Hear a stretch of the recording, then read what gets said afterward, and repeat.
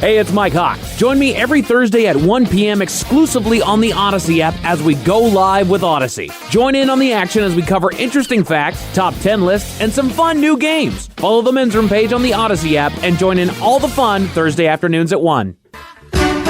Unfortunately, what you're about to hear is real. The members of this radio program are simply not that bright, or what some people would call educated. They are merely stupid. They're not trying to offend anyone on purpose. And all have played doctors on TV. You have been warned and are cordially invited to join the party. This is the Men's Room. Forget it, man, and get with the countdown. Get with the countdown. Shake this square world and blast off for Kicksville. The trippers, the grasshoppers, the hip ones, all gathered in secrecy and flying high as a kite. This is the Men's Room with Miles and Thrill.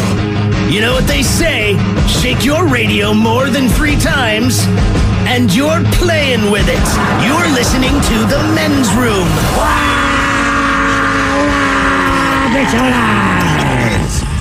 And away we go. Welcome to Season 18, Episode number 3916. Along with Steve the Thrill Hill, the Ted Smith, and Mike Hawk. Montgomery! Hey, Jim. Hard to Men's Room. On tap today, once again, we play Big Dummy. Ted's Meat and Potatoes, the head chef dips into summer. We will play Profile This, plus headlines, Men's Room Shot of the Day, funable listener emails, and everyone's favorite, TV Time with Ted. Click, clack. Drinkity drunk. All right, here we go. An Ohio lifeguard shortage leads to one Meemaw manning the stand.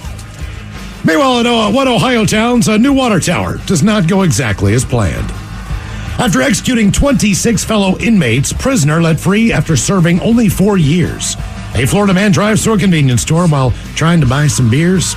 And a Texas family wakes up to 40 goats casually grazing in their grass. That's all coming on today's very special episode of The Men's Room. And now, here's the question. Hola, bitches. Good day to you and yours. All right, today is the day that we play Big Dummy, the game show that rewards you for your stunning ignorance. And here's how it works. You call us, we will spin the category. Almost. I know. That almost timed out. We are almost syncing this up. We will spin the category wheel, and then we will ask you a question from that category. But here's where Big Dummy separates itself from your average, more reputable game show. We will continue to ask you questions until you get one right. Because, as always, we want you to leave here smarter than you showed up. Now, so far this year, our biggest dummy has been the lovely and talented Kyle, who thought a beaver dam was slang for a tampon and found a way to answer 14 consecutive questions wrong. Can you do better? Of course you can. Everyone else has. So give us a call, and off we go on Big Dummy. Big contestant to play Big Dummy. Call 206-803-ROCK. Like the Men's Room on Facebook, follow us on Twitter and Instagram at Men's Room Live, and send those emails to the Men's Room at KISW.com. The debauchery rolls on. You're listening to the Men's Room with Miles and Thrill. 99.9 KISW. Hold the fellas, away we go. Welcome to Season 18, Episode number 3916. But a large and in-charge program we have for you today. Guaranteed future repeat. Head chef is back in the house, and today with delicious Maryland crab dip. Well, I have to say, though, was made by one of the sous chefs. Yeah. Oh, really? I did not make it. Known as my wife. Yeah. Put it in the oven just this morning. I'll tell you what, though, man. She's high on the list. As far as some of the best dips ever. Well, just when I leave Slither, I think she should get the rank of chef at that restaurant. I'll let her know. She'll be very sad to be the sous chef of Slither. But I see. You typically think of dip in the wintertime sometimes, like with football and everything else. Sure. It starts to get a little bit cool. But there are a lot of delicious summer dips, including Men's Room roasted red salsa. There you go. San Juan Salsa Company. Pick some up today and help us support the Fisher House. That stuff is delicious right there. Then, of course, there's guacamoles of the world and all kinds of different dips. I mean, the first dip I have on the list, I've recently started using that as a dip. Some people think of it as a condiment for certain Greek foods. Oh, really? Yeah. Okay.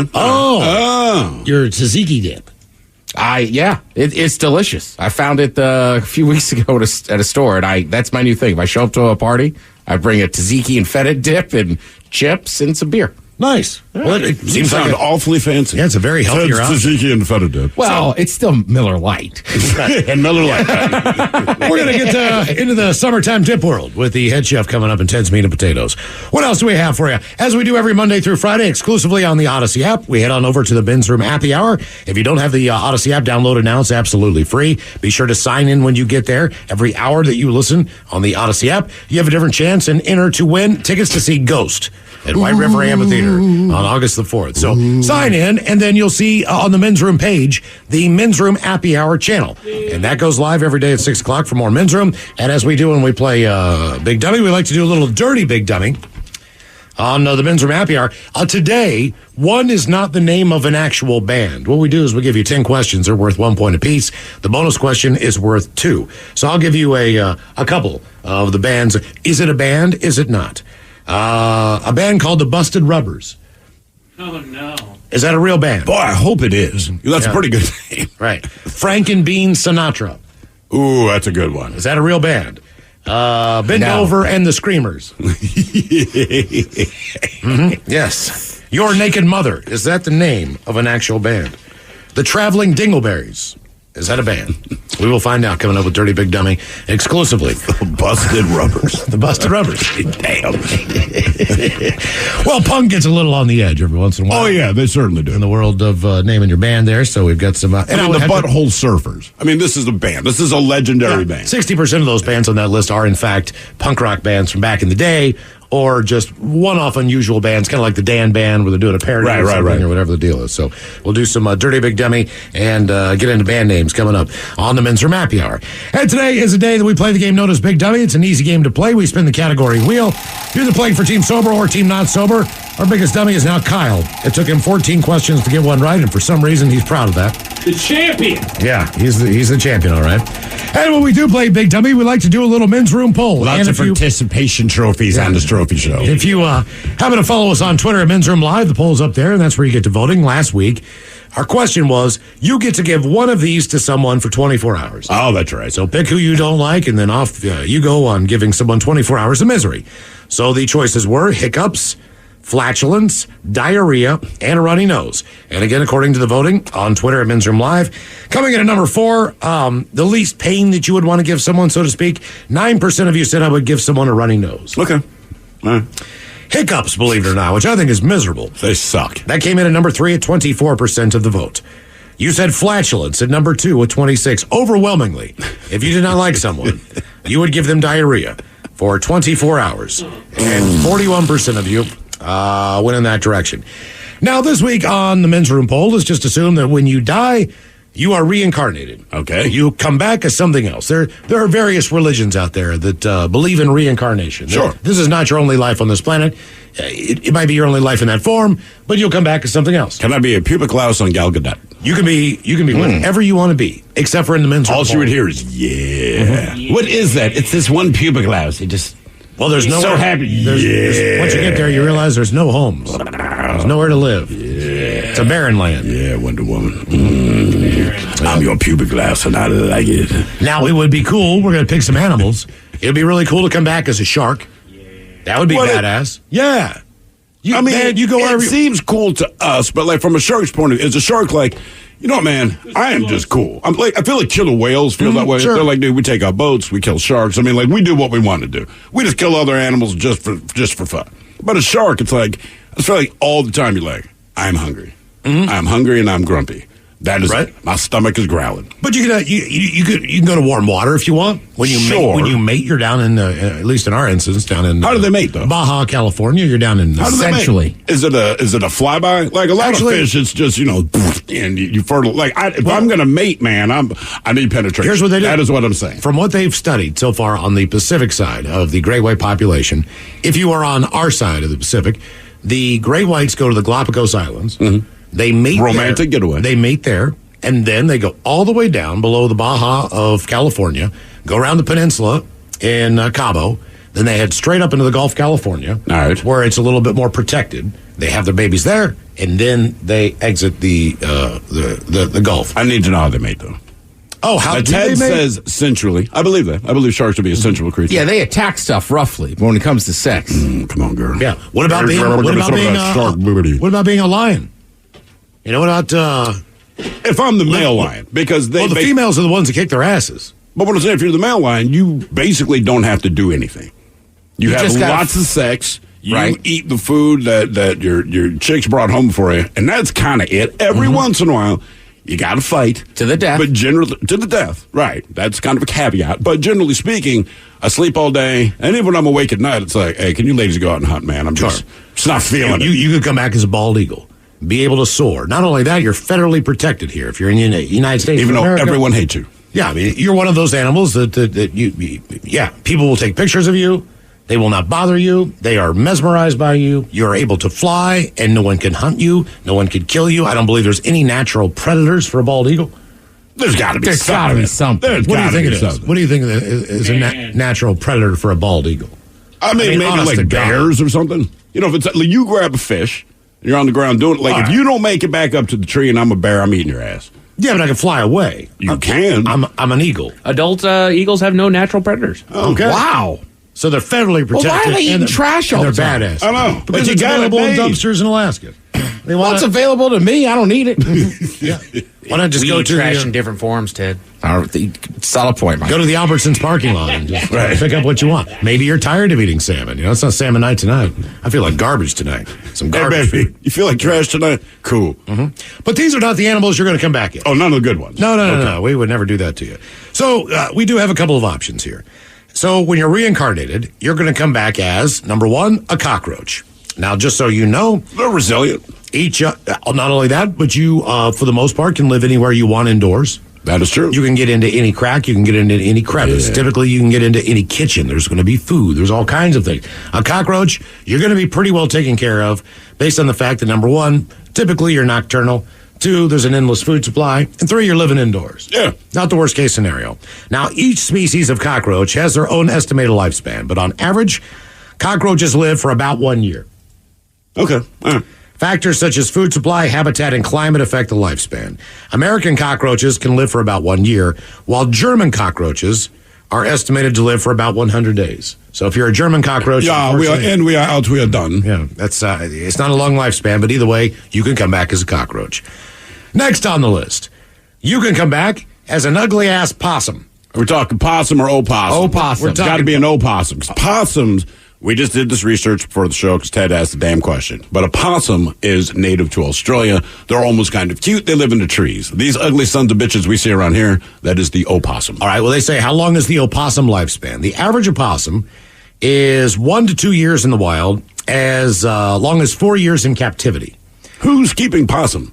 People do keep them as pets. Okay. The lifespan of an opossum is relatively short, I guess, for a mammal of its size. The oldest reported opossum in captivity was 4 years and 5 months old. However, in the wild, opossums have a substantially lower life expectancy and seldom live past their first year, based on the fact that they are a favorite and heavily preyed on by mainland animals that are carnivores. Sure. They want to eat. So I guess they're pretty easy to catch. And they're pretty Tasty. Easy to take down. Ugly and tasty. So we started with the cockroach and we went to the opossum. Well, now we're at the world of being a snake. All right. Come back as a snake.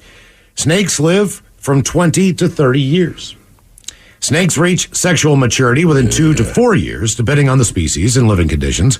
In perfect conditions, adult snakes live anywhere from 20 to 30 years with natural predators and the encroachment of humans, severely limiting the number of years that most snakes live. But for the most part, you got a good chance of survival. What for a kind of long, snake long would you time. be? If you came back as a snake, if you get the pick, especially you, Ted, because you hate snakes. It's like, well, the good news is you're coming back. Bad news, Just to spite everybody else ever born, I'd be the snake that gave Eve the apple. that one. Yeah. Okay. I would be a That rattlesnake. particular snake. Yeah, you guys are born of original sin because of Ted. I would be a rattlesnake in California. I'm thinking like a cobra. You know what I Yeah, mean? Just because they but- look cool, yeah, man. they I just do, want but- to look cool. And You got monsoon season in India. You've got a whole bunch of stuff going on. Yeah, but he's a reptile. yeah, I'm cool. I'm cool with the monsoon All right. season, man. Okay, well, that's what I'm saying. I don't mind the desert because I'm cold-blooded. So a snake wouldn't be that bad. I'm with Ted. Or with Miles, rather. I'll go rattlesnake. You going rattlesnake? Yeah. All right. Because I got a natural defense mechanism. I'll be down in Arizona, man. So look, if I'm a rat snake or a boa, yes, I can constrict something. But I feel like if you've got, a little bit of venom in you. And you got a baseball team after you. Yeah, exactly. Oh, there you go. Next up, we have your fourth and final choice in reincarnation. That would be a catfish. The Mekong catfish, the giant catfish, by the way, which lives in the warm waters of Asia, can grow to over 600 pounds. So can we. And live for 60 to 80 years. Now, the blue Same as catfish your average American citizen. and the channel catfish that anglers seek live about 4 to 7 years on average. Flathead catfish, which can grow larger than channel catfish, will have longer lifespans. That's some of that noodling stuff there, Ted, where those catfish get up to 30, 40, 50 pounds. That's my issue. I just don't want my life to end as some redneck in Oklahoma's fishing, hand fishing. Is it better to go out with a hook? Yes. Really? Yeah, at least I got duped. You got duped, but also your friends are like, you're stupid. It was on a hook. Why would you put your mouth on a hook? At least this guy just snatches your ass out of the water. Catfish, you come up, you want to be on the muddy beach for a second, right? How long can a catfish live if it is out of water on the muddy beach? 3.5 minutes. 3.5 minutes. 2 hours. Not bad. Between 2 hours and 2 days. Damn. Wow. So as long as they can keep their skin moist and they're in a mud flat or something like that, catfish can live on the land. They have no scales, though. I'm taking a snake. I'm coming back snake. A cobra specifically. Well, you get the most lifespan, except for the catfish, which can live to be 80 years. Now, the thing about a catfish is, you could live that river lifestyle. What is the river lifestyle? Well, you could start in Minnesota, let's say, on the Mississippi River. All right. And you could end up down in New Orleans. You could take a little trip. You could hang out. If you get to New Orleans. You can see the Arch at St. Louis. If you get to New Orleans, you're getting eaten. Yeah, but you can't get out of the water. Well, no, but you can for 2 hours, 2 days. You could go up the Ohio River. You go all anywhere you want to go. Get up in the Allegheny. But me as an opossum, let's say I live in, I don't know, Ohio. I could walk down to Maryland. As a possum, Yeah. opossum, you're not making it. You're not making it. You will be hit by a car. It's a guarantee. Well, I'm going to be in the woods, dude. I'm an opossum. Okay. Come on, man. Use your head. Well, cockroach, you got to worry about being in a roach hotel. There's that If temptation. you fall for it, there's sure, that sure. temptation. You could be stepped on easily. But that's why they leave when people turn on the lights. I mean, it's all about You avoidance. could also be caught and cooked, depending on where you're living. Yeah, very true, very So you true. could be a food source as well. So our men's room poll, it's just this easy. You're going to come back as one. Will it be a cockroach, an opossum, a snake, or a catfish? And if you follow us on Twitter, at Men's Room Live, the poll is already up and ready to go. Thrill, you want to be a cobra? Those Indian guys, they kiss them. Well, obviously, I want to make out with Indian people. That is strictly why I want to come How would back. you ever want to That's spend a your life? strange comment. Was somebody, it's already wild that you said I want to be a cobra. Yeah, but think about this. You get to live your life in a laundry basket. There you go. This is pretty cool. Pop out when someone's playing the Yeah, flute. one of those wicker ones that you see at Bed Bath & Beyond. Man, that is your home. Maybe it's old shirts in there. I don't know, some socks. But either way, it looks pretty comfy. Those guys, whenever they're playing to those cobras, it might just be like a beat that they just love, like a banger. Because every time they play it, it's like, oh, let's go. Could you imagine? Could you imagine if there was a certain song that came on and every time it did, your penis got hard? It already happens. I can't tell you the song, though. Really? Just like a cobra. Like, oh man, that's my jam. That's why I play flute. What is going on with him over there? Why do you sit down all of a sudden? His song's on, man. He's got to sit down. Yeah, he can't do anything. All right, the game is Big Dummy 206-803 Rock. Steve, who is our first contestant ready to play the big game? Hello, Cody. Welcome to the men's room. Hola. Cody, you're on team sober or not sober? Sober. Cody, welcome to Big Dummy. All right, our men's room poll. You heard the deal. You're going to come back as one. Will it be a cockroach, a possum, a snake, or a catfish? Snake, specifically the one on Britney Spears. Nice. Oh, Okay. call. All right. What is that, like a Is it a boa or something? albino? It was like yellow and white python. I bet you that snake was like, that bitch is crazy. I mean, it was cool being in front of all these people, but she is a lunatic. Bring Kevin back. Yeah. She freaks me She out, knew bro. before everyone else. All right, Cody, here is your question. Sriracha sauce is named after a city in what country? Vietnam, Thailand, China, or Indonesia? What was the second option? Thailand. So Vietnam, Thailand, China, or Indonesia?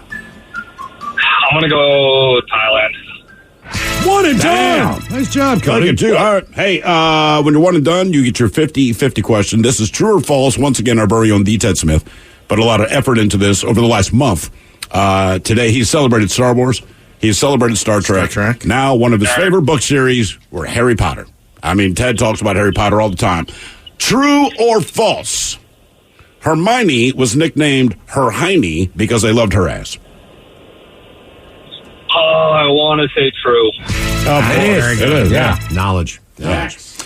Big W is a game, 206-803-ROCK. I've been reading those books for years. Just found that out last year. Is that why you wear that Wizard's hat all the time? That is. Okay. And did you get back to the guy? We had a guy last week after Big Dummy. We were doing Star Trek trivia. Correct. One of the questions was true or false. Lieutenant Uhura was known among the Enterprise crew simply as the Labia. And I believe somebody emailed you. He sent me a tweet.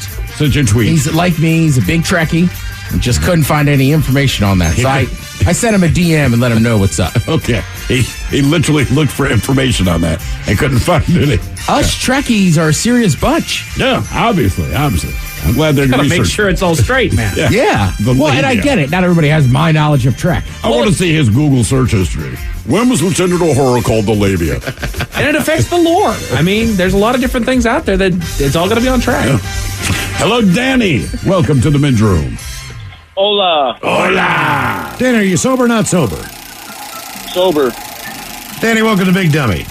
All right, our men's room poll. What are you going to come back reincarnated as? A cockroach, a possum, a snake, or a catfish? Oh, God. I guess I don't know. I'll go snake, I guess. Snake. What kind of snake? Maybe it was python that's like eating all the deer and possums down in Florida or whatever. All right. It seemed like they're doing all right.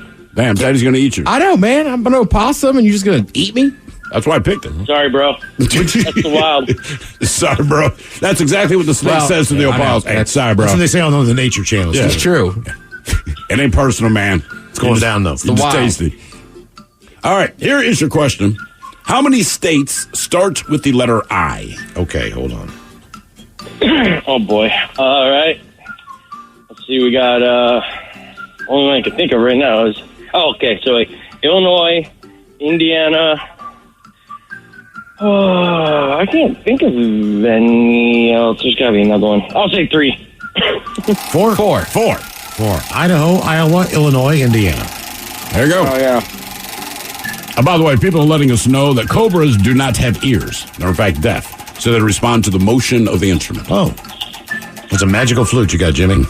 So he doesn't have to do all that playing? That's just annoying. Yeah, he's just like, play a better song. That's just for the fans. All right, your question. What plant makes up most of a koala's diet? Oh, yeah. Eucalyptus. Very good. There it is. That's why you rarely All right. see a stuffed up koala bear. Off to a good start on Big Dummy. If you'd like to be tested more, coming up, 206-803-ROCK. KISW. The shenanigans continue. This is the men's room with Miles and Thrill. Game is Big Dummy, 206-803-ROCK. Hello, Eric. Welcome to the men's room. Hola. Hola. Eric, are you on team sober or team not sober? Sober. I'm still working. All right, Eric. Welcome to the program. All right, you're going to come back as one. What are you going to pick there? A cockroach, a possum, a snake, or a catfish? You know, it has to be a possum. I think, cockroach. I think I'd live a lot more interesting life. What do you think's the most interesting point of a cockroach's life? I mean, you could see all kinds of stuff. You know, anything from, the secrets of people's bedrooms to, what they like to hide. So you're a voyeur cockroach. Not like a... You're just hanging out watching people have sex. Like, yeah, girl. Not like a Kafka cockroach. I'm walking under a hot chick's skirts, staring up. Yeah, I see the goods. Right? All right, here is your question. What was the first James Bond film released in 1962? Oh. Not Golden Eye. I'm not too familiar with James Bond movies, so I'm gonna have to go with Golden Eye. It's the only one I know. Stink Finger. Stink Finger. Stink Finger. Say it again. What was the first James Bond film released back in 1962? Was it just called Bond? Nope. Dr. No. Oh. Dr. No. Now it's Mike Dr. No. was shaking his head no, and I was like, is it just called James Bond? His friends called him Dr. Nah. All right, your question. What was the first cash crop in the United States? Cash crop.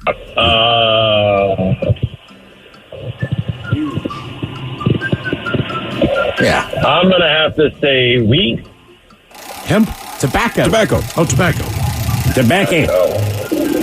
People grew a lot of hemp for like paper and rope and all that kind of That's why stuff. they say smoke a rope. But tobacco was massive. We sent it everywhere.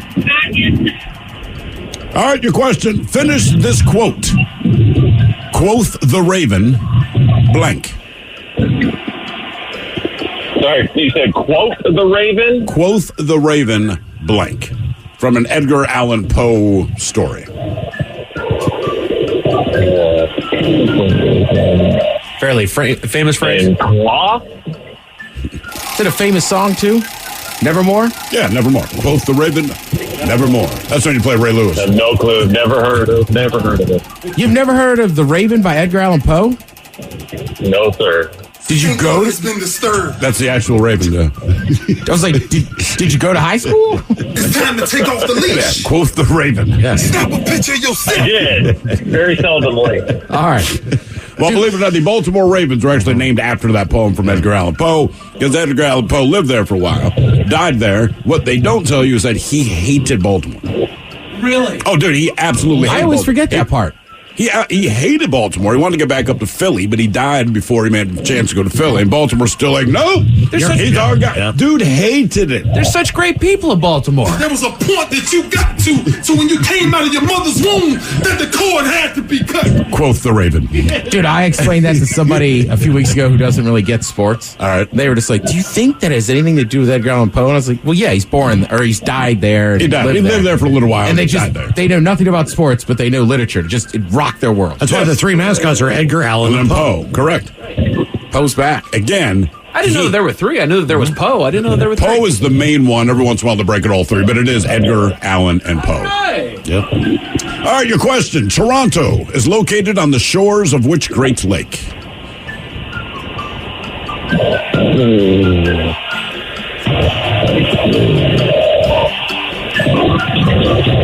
Lake Erie? Ah, very close. Ontario? Lake Ontario. Question 6, Eric. I always know if I mouth it to you. Never been to and you look Canada confused, either. it's not right. You've never been to Canada? I've never been to Canada. Really? Nope. We're only 3 hours away. Sorry. It's one of those things that when you live here, you don't do the touristy things. No, you're 1,000% correct. Like, when's the last time anyone here was at the Space Needle without guesting? That's true. You know what I mean? Like, if you live right, you don't take advantage. But as soon as you move, you're like, damn it, I should have done Vancouver, Lake. BC was just voted one of the 10 best cities in the world. I keep saying I'm going to take a train ride up there. And then when I was actually going to take a train ride up there, my parents, who were not living here yet, came into town and ended up ruining that weekend, so I didn't go. And then you know where they went? They went to Vancouver. And they were like, oh, you'd like it. I'm like, yeah, I would have found that out. Dude, go. I plan on it. If there's ever a concert that comes through here and ends up in Vancouver, go up to Vancouver. Really? That was such a great time. Man. Okay. All right, your question. What does the Energizer Bunny wear on his feet? Yeah.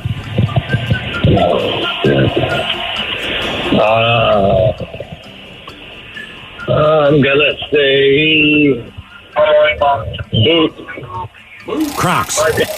Close. Flip-flops. Oh, he's casual, buddy.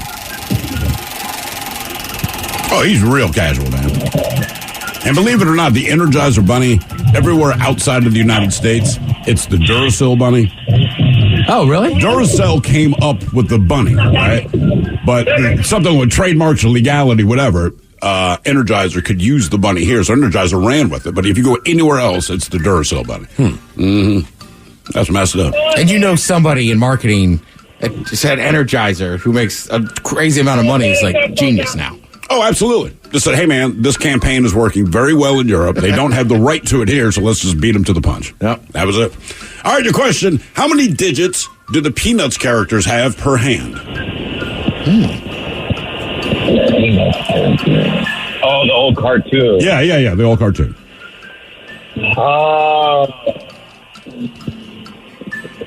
I'm going to say 1. I'll say 4. 5. They have all 5. All right. What? just one. They're all You flip thumbs. me off again? Well, I was thinking, old school, people really didn't know how to draw. I mean, it wasn't like they etched this on a cave wall, man. I mean, It's not that old. You thinking like Powerpuff Girls style? They just have little nubs? Oh, God, they do, right? They draw like little circles for them. All right, your question. What kind of fish is in the McDonald's Filet-O-Fish sandwich? Cod? That was my guess. Herring? Whitefish? Pollock. Alaskan pollock. Who would know that?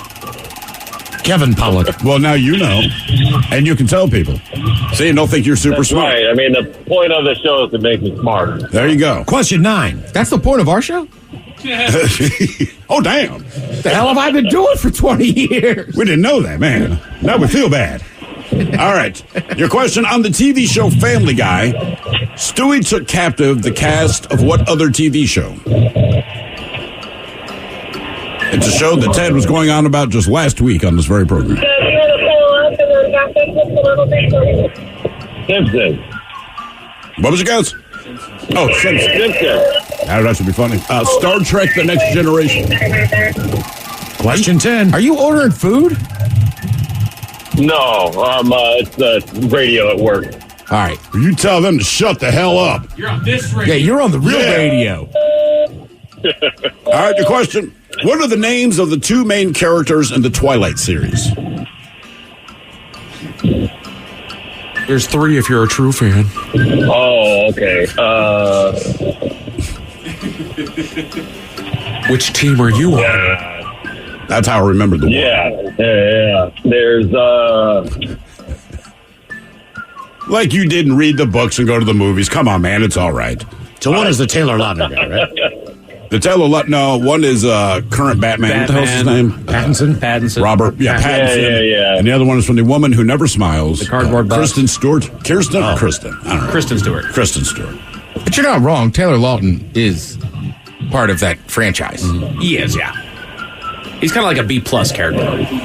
Damn. So close. So close to me.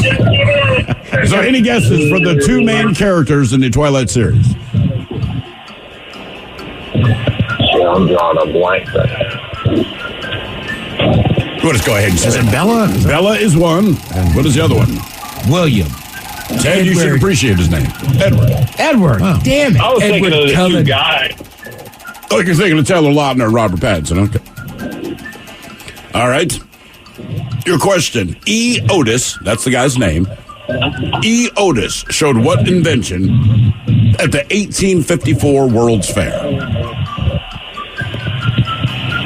The hint to me his name. E. Otis.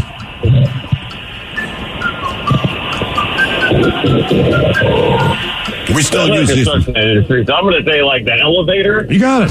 There You got it, man. Damn. The only time you ever see that name is when you look down. I'm saying that's it. I was thinking cookies. Oh, Otis Spunkmeyer. Otis Spunkmeyer. That is a terrible last name. But it's a made-up name.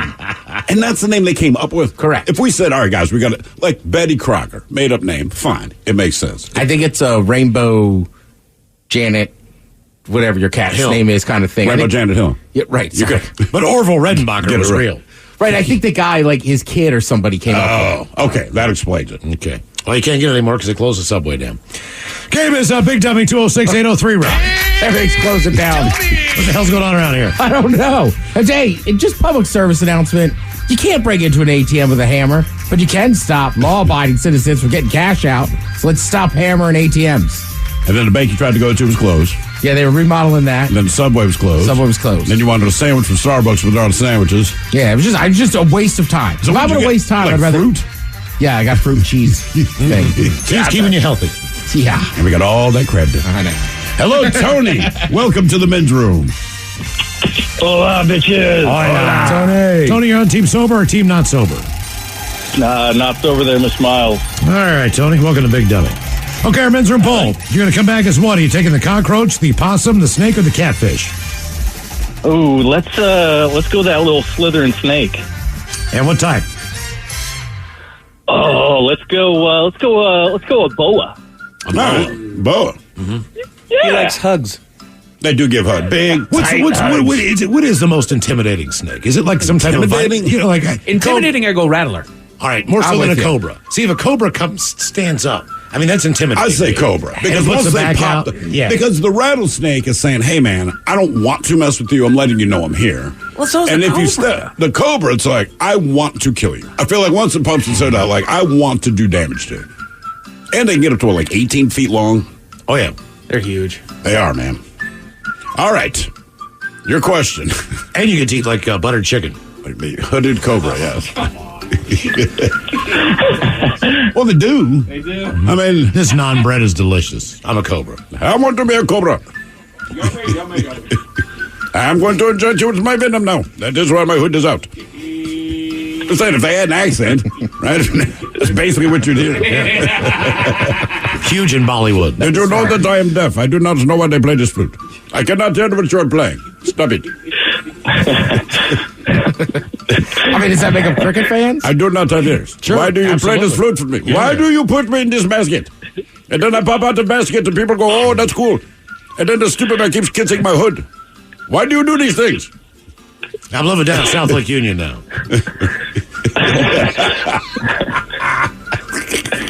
All right. I got the job at Amazon. Got out of there. Moved. All right.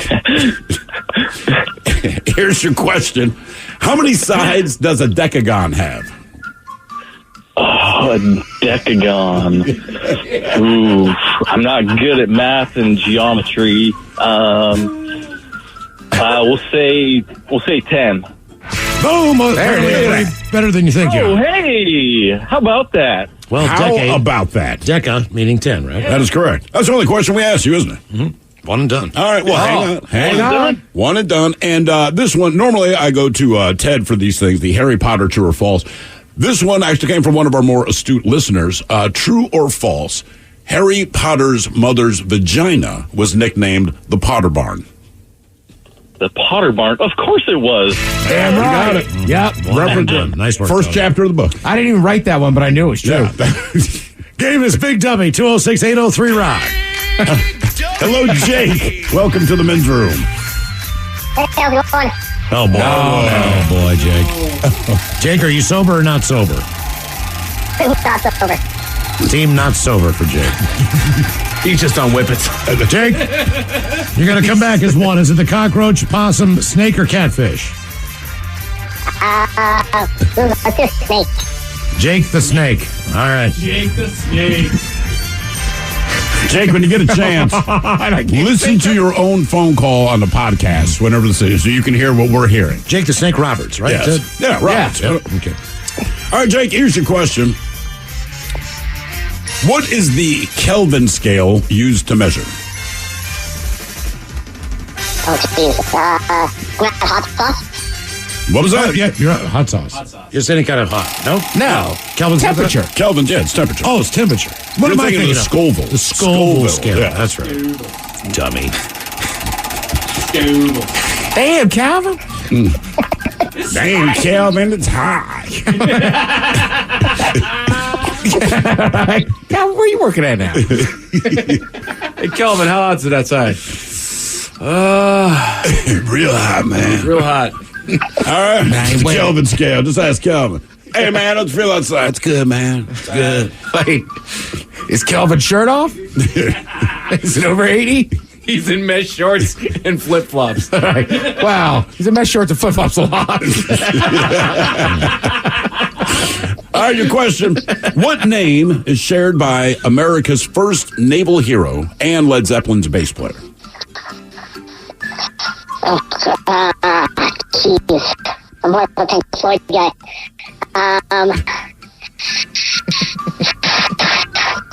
Jesus. John? What was that? John? I mean, that's his first name. That is the first name. But he had a nickname. I don't know. Gonzo. John Paul Jones. Gonzo is the drummer. Oh, did you say bassist? Bassist, yeah. Oh, bassist. Yeah. Yeah, come on, man. You can't throw him hints that aren't real. My bad. I knew John Paul Jones. All right, who played the lead male role in the movie Terminator Salvation? Same guy in Avatar movies, I believe, right? I was going to say Christian Bale. I have no idea. Sam His name Worthington. Jake Sully. Old Sam Worthington. Sure, man. Yeah, Christian Bale was John Connor, but Sam Worthington was, I think the lead. Yeah, the lead role. Christian Bale, that's a good Batman. He was a good Batman. It was always intense. Jake, you'd make a great Batman. The way we're hearing your voice. I'm Batman. It's because I'm calling from Canada. We have terrible service up here. Oh, yeah, blame Canada. All right, your question. Multiple choice. Hue, tone, shade, or tint. Any color plus gray is what? Hue, tone, shade, or tint. Say tint. Did you? Tent. Tone. Tone. Jake, question 5. Can't believe your phone's not getting better. Typically, over time, It gets a little better. it starts to kind of be normal again. But Or you are, in fact, 1.5 inches tall. We can't tell. All right. Another multiple choice for you. Desynchrinosis. Desynchrinosis is the technical term for what? Short-term memory loss, being dizzy, hiccups, or jet lag. Desynchrinosis. Ooh, let's go hiccups. jet lag? Jet lag. Question 6. Question number 6 for you, Jake. Which Seinfeld character takes his shirt off when he poops? Kramer? Say it again. Costanza. Nah, That was George Costanza. Because he's smart. Yeah. I never heard of that before until we brought that up with George. Yeah, I had no idea. Yeah. And then you were like, perfectly normal. Like, what? Yeah, a lot of people do it. Really? I had no idea. I mean, I do. Therefore, a lot of people. A lot of people. A lot of people are into it, man. That's how you know Ted's taking up the stall. His shirt's on the ground. That one does have a hook. All right, question. Madagascar is part of what continent?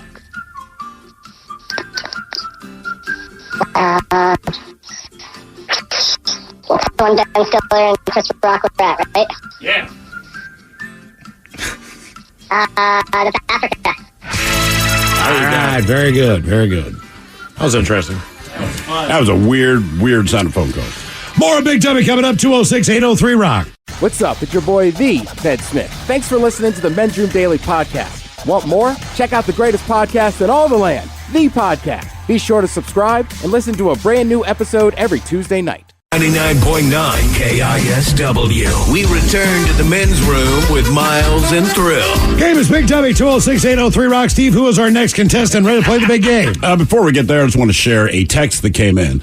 One of the questions we asked earlier was which Seinfeld character takes off his shirt when he poops. The answer was George Costanza. Dad, you said, hey, man, I'd do it too. Yeah. Well, then this text comes in. It says, my stepdaughter has to remove all of her clothes when she poops because she sweats so much. I don't know how old she is, man, but her dating life's going to be difficult. Bringing sexy back. Good God, man. I'm a sweaty pooper. Dummy! Hello, Kyle. Welcome to the men's room. Hola. Kyle, are you on Team Sober or Team Not Sober? I'm team sober. Welcome to Big Dummy, Kyle. Thanks. All right, our men's room poll. You're going to come back as one, reincarnation style. Cockroach, possum, snake, or catfish? What are you picking? Probably a snake. Everybody's taking snake today. What kind of snake? Nobody likes a Just snake. a partner. Just, You just come back as a garter snake? yeah, man, just keeping it simple. Okay. All right. I ain't trying to hurt nobody, man. It's not a bad life lesson, man. Living my life. That's Okay, right. I got you. He's got a snake that wear flip-flops if he had feet. That's the sense I'm getting. All right, Kyle, here is your question. How high is the crossbar on a field goal post? 20 feet. 10 feet? 10. That's why those guys that are dunking footballs, it's impressive because they're in full pads. Yeah, in full pads, right. All right, what famous baseball poem was written by Ernest Lawrence Thayer? It's the only baseball poem that I could possibly think of, yeah. No clue. Really? Casey at the bat? Casey at the bat. I figured you would have known that one, Mike. See, I mean, Thrill's right. It's the only baseball poem I know. Right. If you say playwright, I say Shakespeare. If you say baseball poem, I say Casey at the bat. Some real simple things. All right. According to business studies, what is the most productive day of the week? Tuesday. Damn. Oh, really? I would never guess that. Really? No. That's the one I'd guess. Because to me, when you go through, like, nobody's happy to come back to work on a Monday, right? It's just a given. So it seems like people start a little slower. Wednesday, that's hump day. People seem to be feeling kind of good. So you're a little less productive. Thursday's just Friday Eve. Friday's Friday. It's like Tuesday, because Tuesday serves no other purpose Then a meeting.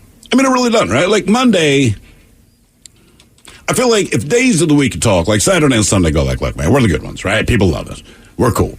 Monday says, you know what? But Friday still makes people happy. Friday makes people happy. Like, hey, man, I am who you want to invite to your party. I'm definitely going to put you in a good mood. Monday says, look, I'll be the guy that nobody likes on Monday. Everybody hates me. It's fine. I can deal with it. All right? Wednesday is like, yo, man, I'm hump day. Whatever. People can celebrate it by saying, Thursday, I'm good enough. And Tuesday's like, why am I here? Taco Tuesday. Taco Tuesday. That's it. Dummy! Oh, Ted, he's a grown-ass man. Hello, Marshall. Welcome to the men's room. Hey, how you guys doing? Good, Marshall. Team sober today? Yeah, sober. Yeah, I'm not working. All right. Well, you weren't last time, so I didn't know. All right, men's room poll. Come back as one. You taking the cockroach, the possum, the snake, or the catfish? Little cockroach. They seem to breed a lot. There's lots of sex, so. They do. They breed a lot. I like where your head is. I'm having sex. They get a free hotel. Yeah. Where all the ladies already are. So Marshall's going to come back as a cockroach simply so he can breed a lot. I dig it. Space nerd. Nerdy-ass cockroach having all that sex. Drinking my Crown Royal. All right, Marshall, here's your question. Multiple choice. 5, 9, 12, or 15. How many symphonies did Beethoven compose? B2. Losing to 9. Jesus, man. I mean, Marshall, come on, dude. I mean, at some point, you have to strike us as being stupid. 9 was a really good. It's almost. Well, he was saying his Mike Symphony and like the famous one or something like that. Oh yeah. Is that his 9th one? Yeah, that's the 9th one. I know the 5th one. Dun, dun, dun, dun. Yep, Right. that's one. And then I think like his 3rd was really big. I don't know. All right, Marshall. That was one with Mr. T. Yes. Damn it, Miles. Yeah, Beethoven and Mr. T, they composed. Marshall, as you know, the Ted Smith, huge Harry Potter fan, has put together some true or false. Yeah, Potterhead. Some true or false Harry Potter questions. True or false, Draco Malfoy was also, what is it? Draco, dude. Sorry, my bad. Come on. Draco Malfoy was also a competitive eating champion. What's this, Rocky? I'll just go yes every time on these questions. You know, because you're 100% correct. One and done. Yeah, he knew. Game is Big Dummy, 206-803-ROCK. True or false? Mike calls his penis Dobby. Dobby. Dobby. Oh, do you have the Dobby quotes, by the way? No, I don't. I will get it. Okay, well, let me know when you get that. It's important. Ted put together another true or false question that does involve Dobby. Dobby. It was what, a troll or something like that? He was a house elf. A house elf. You know, I didn't agree with that part of the book. When you say it like that. Yeah. Damn. That sounds terrible. Damn. Hello, Daniel. Welcome to the men's room. Liquor and whores. Liquor and whores. Daniel, are you sober or not sober? I'm still sober. All right. Sober. All right, Daniel, our men's room poll. You're reincarnated. You come back as one. Are you taking a cockroach, a possum, a snake, or a catfish? Reincarnated, I'd have to say that I'd be that big ass cockroach in Men in Black 2 and go around eating all those bad people that nobody likes. You're real specific. I like that. Real specific. I dig it. All right, Daniel, here is your question. What is the Oscar statue holding in his hands? Bag of popcorn? His penis. No, actually, a sword. A sword? A sword, yeah. That's a special Oscar if you get him, like, ripping himself. I thought you were going to say Adonis. Penis, but anyway. All right, your question. What type of vehicle was the Spirit of St. Louis? That was an airplane. That was, in fact, an airplane. That's what, Charles Lindbergh, right? Mm-hmm. Yep. I've seen it. Have you seen it? I think we've all seen it. Smithsonian? Yeah, it's at the Air and Space Museum. That I've definitely seen it. Yeah. Game is Big W, 206-803-ROCK. Memorable. Hello, Greg. Welcome to the men's room. Hola. Hola. Spirit of St. Louis, by the way, Budweiser. Yes. Greg, are you sober or not sober? California, so. All right, Yeah, not sober. All right, you're going to come back as one. Are you taking the cockroach, the possum, the snake, or the catfish? Snake. Nobody wants to be a catfish. What kind of snake you going to be? It's going to be an albino one-eyed spitting snake. I see it. Yes. I came back as a penis. All right. Would you want to be reincarnated as a penis? It depends whose it is. Well, it could be any animals. Oh, any animals? Like if you come back as a pig, you got a corkscrew in. Maybe that, because it's just funny. Yeah. I mean, it's funny to me anyway. Just pigs like, dude. You can open a bottle of wine with that thing. Come here, pig. All right, your question. I'm thirsty. Delaware, Maryland, Rhode Island, or New Jersey? More battles during the Revolutionary War were fought in what colony? Delaware, Maryland, Rhode Island, and New Jersey. Maryland. I'll say New Jersey. It was New Jersey? Yeah. Yeah, trying to win a war here. The dumbass redcoats. Get the F out of here. I'm on the radio. Somebody the other day made a joke to me about the Potomac River, which separates like D.C. and Maryland and Virginia. Right. And they were like, George Washington. And I was like, he was crossing the Delaware, jackass. Yeah. Jackass. I was so disgusting. I thought everyone knew that. It's like one of the most famous pictures in the country. No, I don't. All right, your question. In the movie Home Alone 2, what city was the McAllister family planning to visit? In 2. Yes, Home Alone 2. San Francisco. Was it Vegas? Miami. Miami. Okay. Miami. All right. Your question. In medical jargon, the prefix hep or hepat refers to what organ? Like cardio. One more time? In medical jargon, the prefix hep or hepat refers to what organ? The heart. You said the heart? Oh, the heart. The kidney? The heart would be cardio. Hep refers to the liver. It's hepatitis, right? Question number 4, Greg. All right, question number 4. I don't know anyone who knows the answer to this, but Nemo from Finding Nemo was a clownfish. What kind of fish was Dory?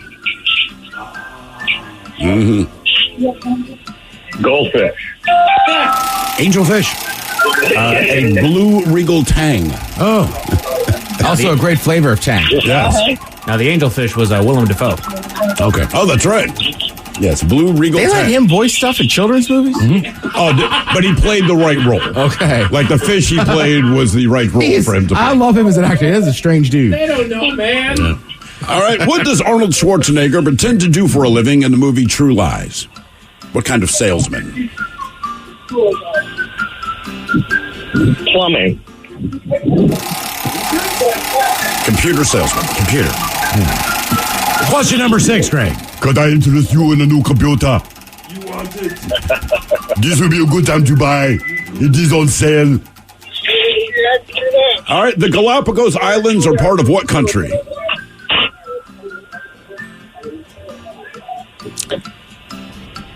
You've asked this before. I have asked it before. Come on, say What's capital of Kentucky, Ted? Frankfurt. Yes. I don't know that one. Horrible in geography. Is it Mexico? Argentina. Nope. Chile. No. Am I close? Yes, it's South America. Uruguay. Colombia. No. No.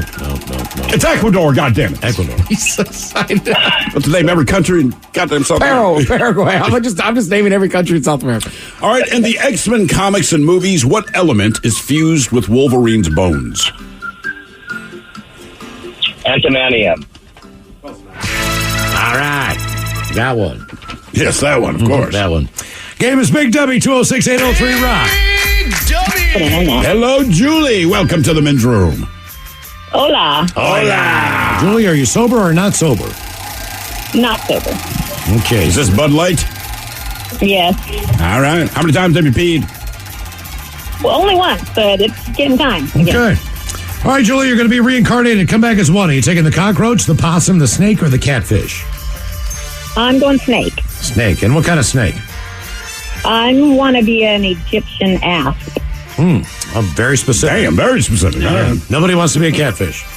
By the way, Miles, you're just talking about if you came back as an animal's penis, and you brought up a pig. Somebody here points out pigs have orgasms that last for 30 minutes. So coming back as its penis would be a great life. Sure, and again, you can open a bottle of wine. That's how you get the sex. Damn, man. The corkscrew penis. Why else would you have a pet pig? Let me use it. Now get on your back. All right, here's your question. Which of the lower 48 states has the longest shared water border with Canada? Sorry, I totally lost you. What? Which of the lower 48 states has the longest shared water border with Canada? Mike's crushing it today. Michigan? One and There you done. go. Nice Hang job, on, Julie. hang on. Wait. Julie got a little... It is one and done, but again, Ted has put all this work into the Harry Potter true or false category. So this one, we have to play you a little audio from the actual movie. And I believe it was the second movie, Mike? Yeah, the second movie. And it involves the house elf, Dobby. So here is the quote. Master has given Dobby a sock. All right, you hear that? Master has given Dobby a sock. True or false? When Dobby says Master has given Dobby a sock, true or false? He was presented a sock to clean up after having just masturbated. Vicious problem. Well, I know it's false, but knowing Ted brought this, I'm going to say true. 100% correct. We'll play that quote again. He was so excited. Master has given Dobby a sock. Clean up after yourself, house elf. That quote is not helping. Game is Big Dummy, 206-803 round. They are, dude. Dummy! Yeah, straight up. Hello, Will. dark Welcome side to the of this men's movie. room. Chicken and whores, homeboys. Oh, yeah. Will, are you sober or not sober? Well, Phil, I'm drunk as a skunk and I'm at work. Oh, good. I could tell. As Miles asked you. Good times. All right, Will, you're going to come back as one. Cockroach, possum, snake, or catfish? Gonna be the Kerber. They're cool, like me, and they like music, like me. But yeah, the Kerber's snake. What do you do for a living, Will? I'm retired. All right. That explains a lot. So I do nothing because I can. I don't blame you. Fair. All right, here's your question. Janet Gaynor. Janet Gaynor was the first woman to what? Win an Oscar for Best Actress, run for president, go to space, or climb Mount Everest? No idea, but I think she climbed Mount Everest. I'll say going to space. Win Oscar for Best Actress. I don't remember the movie. Me either. What was her name? Janet Gaynor. I think it was like 1929 or something. The only Gaynor I heard of was a swimmer. And Gloria Gaynor. Mm-hmm. Right. Oh, yeah. Is she still alive? I believe she is. Why can't I get a Baltimore or a Ravens question? Because I don't have any. It's time to take off the leash. Right. All right. Yeah, What right. quarterback was drafted from the University of California and became a complete bust? That's my clue. Came a complete bust. Oh. He wore number 7. Was he drafted by the Redskins? No, it was a Raven. No, the Ravens. You said we wanted Raven trivia. Oh, became a bust. A Ravens trivia became a bust. Number 7 dated Tara Reid. Mm-hmm. I was. I ended up losing his job when he fell out of a tree stand, hunting or something. Yeah. No, that was Redmond. Or that was Ravens quarterback was a bust. Mm-hmm. Chris Redmond. And I used to drive a cab down there, and I took a guy across the street from this guy's house, and they all lived together. It wasn't Eric Anthony, Zion. what was his name? Anthony. Nope. Man. Kyle Bowler. Mm-hmm. You said you wanted one. There you go. God, he was a bust. Yeah. Who was the first coach of the Baltimore Ravens? He coached the Dolphins. Marcia Broda. All right, there you go. Okay, baby. That's right. We've only, 3 coaches? Marcia Broda, then Billick. Yeah, then Harbaugh's been there for the last 800 years. Yeah. Oh, hey, by the way, so this lady that won the first Oscar? Oh, Janet Gaynor, yes. She was in the original A Star is Born. Really? Yeah. How many times have they remade that freaking movie? They must have, because she was in one that came out in 1937. Wow. Yeah. And then I know Streisand was in one of like 70-something, and then Lady Chris Christopherson. Gaga. And what's his face? Bradley frickin' Cooper. I think it's Chris Christopherson's birthday. Today? But today? Yeah. Happy birthday. Happy birthday, Chris. More Big Dummy coming up, 206-803 Rock. 99.9 KISW. The men's room returns with Miles and Thrill. All right, one more round here at Big Dummy, 206-803 Rock. Hello, Justin. Welcome to the men's room. Hola, gentlemen. Hola. Justin, are you sober or not sober? Sober. Justin, welcome to Big Dummy. Our men's room poll. You're going to come back as one in reincarnation. Cockroach, possum, snake, or catfish? I'll come back as a blue tree python. A blue tree python. A blue tree python. All right. Are they actually blue? They're blue and green. They look like Seahawk snakes. The Seahawk snake. Okay, there you go. Or Richard Sherman. Yes. That's his nickname was in the locker room. Yes.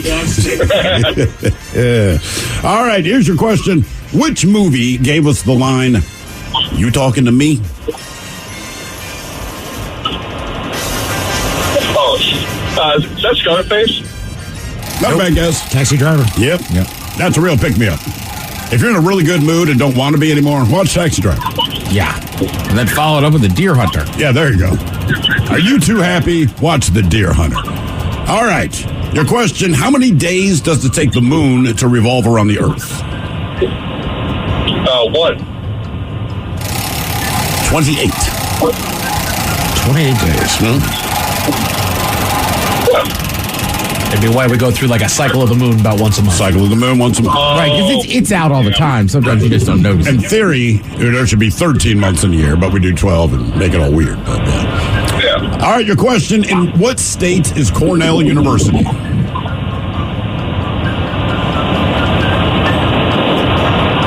Oh, that's fun.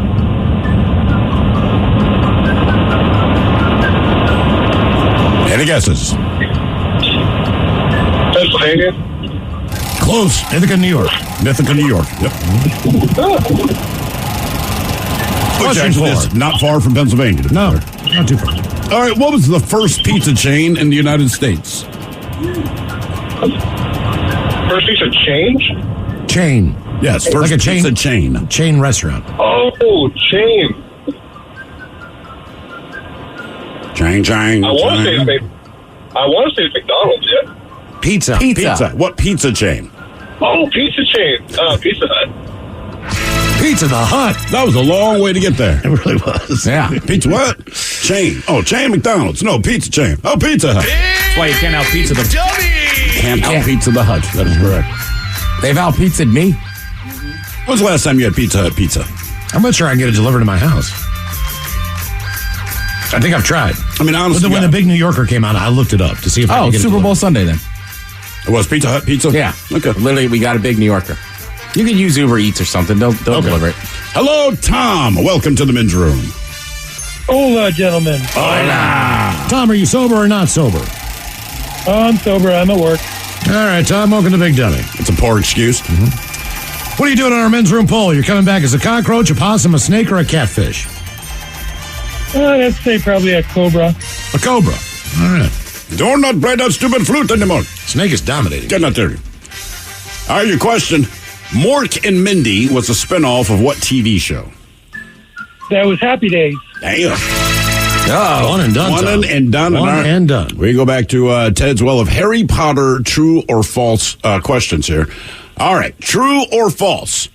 Dumbledore had a third nipple that he named Binky. That was true. He's read the book. Yeah. It's his pinky nipple. Yeah. So confident. That's why Mark Wahlberg got one. That's why I got the third nipple. Yeah, He was inspired by by the Dumbledore. books. Yep. Huh. See, I did not, man, the things you learn on this show. That is amazing. Yep. All right. Game is Big W, 206-803 Rock. Hello, Jim. Welcome to the men's room. Liquor and whores. Liquor and whores. Jim, are you on team sober or team not sober? I am team sober. Jim, welcome to Big Dummy. What are you coming back as? A cockroach, a possum, a snake, or a catfish? I'm going to say a snake, and I'm going to say a water moccasin. Ooh, the water moccasin. Man, you guys are angry. A fat, ugly, mean ass it really snake. is. All right, here's your question.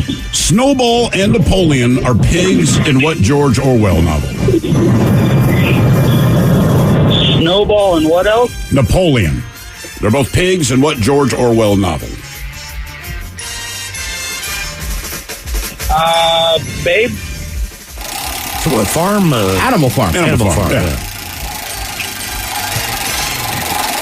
It's kind of redundant, isn't it? Yes, animal farm. Well, there's funny farms. Yeah, there's funny farm. Yeah, that's a good point. Okay. Funny farm, body farm. Yeah, but they have bodies in. That's true, yeah. Yeah. All right, Jim, your question. What famous monument is located in Wiltshire, England? Big Ben. Stonehenge. Stonehenge. They just had their big day. Stone. Oh, yeah, the equinox, right? Yeah. So everybody shows Or up. solstice, sorry. Solstice. What's that? All right, your question. Around 280 million years ago, the continents existed as one landmass called what? Oh, crap. I have no idea. Gondwana? Pangea. Pangea. Oh, What was Gondwana? no. Was that when they split into two, I believe? Okay. I think that's the case. All right, your question. Transylvania is a part of what country? Romania? You got it. Good evening. Mike, solstices and equinox are related. Yeah, they are. But the solstices are the longest and shortest days of the year, while the equinoxes occur when the day and night are equally as long. Correct. Oh, okay. Game is Big Dummy. 206-803-ROCK. Hello, Dana. Welcome to the men's room. Hola. Hola. Dana, are you sober or not sober? I'm sober. I'm still working. All right, Dana. Why does welcome to everyone Big let Dummy. that stop them? That's ridiculous. The last guy was like excited sober, which is nice. He was excited. Yeah, usually people are real down. I'm sober. Dana, what do you want to come back as? A cockroach, a possum, a snake, or a catfish? A snake. And what kind of snake you going to be? Boa constrictor. All right. Oh, you just want to crush people. I just love giving hugs. From our listeners here, Ted, another piece of trivia. All right. Harry Potter. It says, fun piece of Harry Potter trivia. Dumbledore once gave Professor McGonagall Hogwarts. Oh, no. Yeah. I didn't even know that. Oh, really? No, they got Okay. me. Thanks. Yeah. Thanks, everybody. All right. Here is your question. What gaming app, which was a monster hit back in 2016, has been credited with teaching Americans the metric system? Mike, you were a huge fan of this when it came out. Oh, was I? You were. Drug dealer. My daughter would know this. Roblox? Pokemon Go. Oh, she's going to kill me. Pokemon Vamonos. Here's another Ted question. In the Star Wars movie, what kind of farm does Luke Skywalker grow up on? Shoot. It's also the nickname for my junk. He grew up on that dude's farm?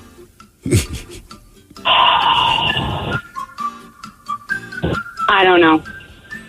It's a moisture farm. Oh, That's why I nicknamed my junk the Moisture Farm. Would you like to visit the Moisture Farm, everybody? I thought it was a Bantha farm. That is like the unsexiest term anyone could use. Hey, big boy, want to check out my moisture farm? I did up until you said it. Come in the room. It's like a moisture farm in here. God. There you go, Miles. Another farm. Yeah. That's right. Moisture Farm. There's a lot more farms than I thought. There's an ant farm. But technically, I thought it was Lando Calrissian. What are you talking about? You know, Oh, your my penis. penis. Yeah, that's what I was like. Yes. That dude has a farm, too? That is correct. Dana, I lied to you. The actual nickname for my penis is, in fact, Lando Calrissian. Ted is 100% correct on that. But yes. Much better. Well, thank you. Thank you. Yeah. I'll let my penis know you think so. All right, Dana, your question on The Simpsons. Who is Radioactive Man's boy sidekick? It's also the name of a band.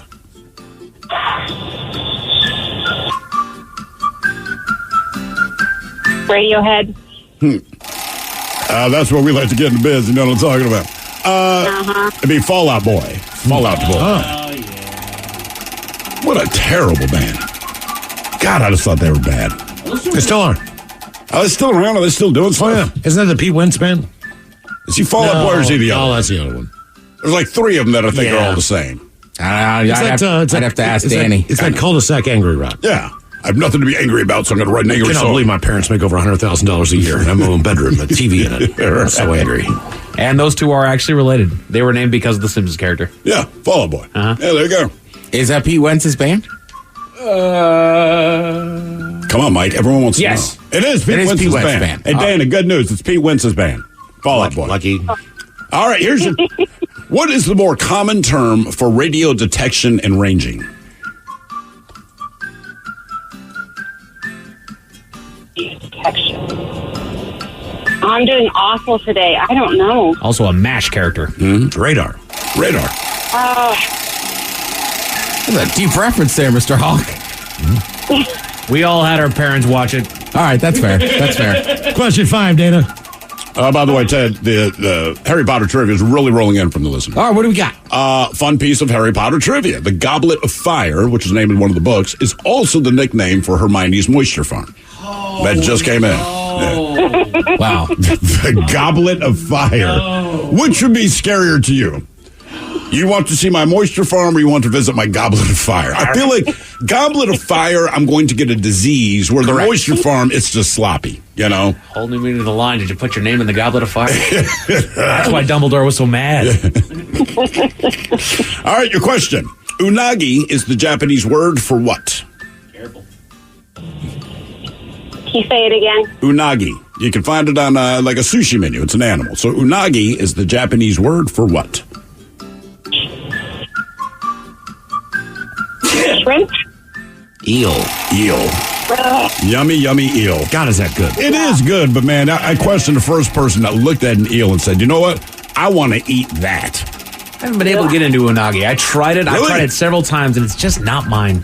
Really? Is it the texture or is it the taste? A little bit of both. Because Miles told me about it. He's like, dude, you got to try it. And I'm like, man, I've seen it on menus, but barbecue eel is not the greatest sales pitch for me, I guess.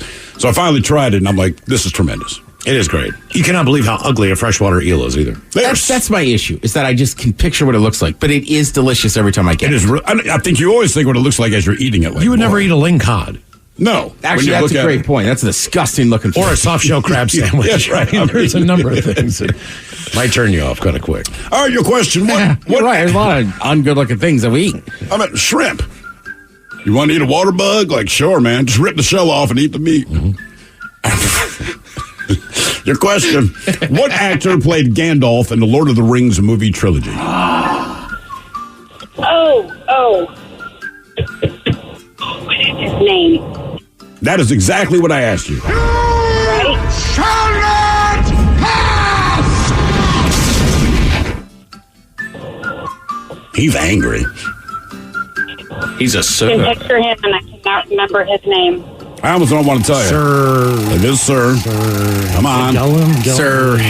No, he's always hanging out with the Star Trek Patrick dude. Stewart. Yeah. Come on. No. You're close. It is something. Ian McCullough. Ian McAllister. Ian McKellen, yes. Okay. Question number 7, Dana. Question number 7 for Dana. All right, it's multiple choice. What record label owns the rights to every Elvis recording ever made? Is it Warner Brothers, Geffen, RCA, or Sony? Sony? RCA. RCA. Oh. I really hate Elvis's music, man. I really do.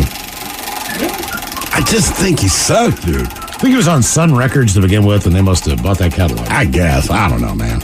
I mean, I know he was popular and all, but god damn, he was terrible. All right. Who was Rocky's opponent in Rocky 3? Mr. Key. Do you remember his character's name? It's what Ted used to be.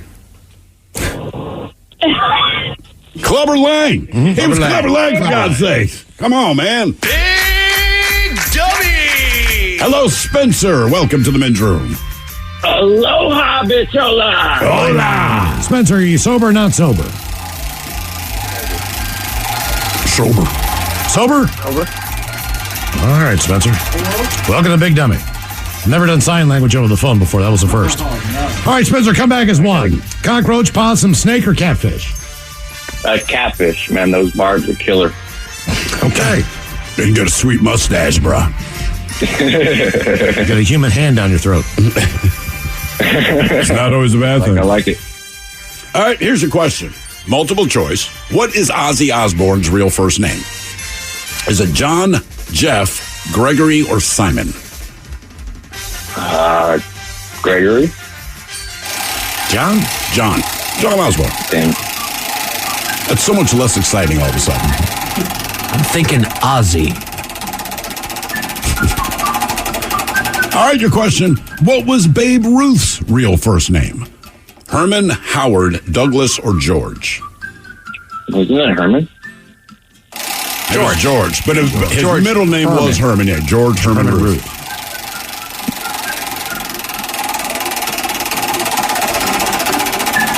All right, your question. In what state did a young Clark Kent grow up?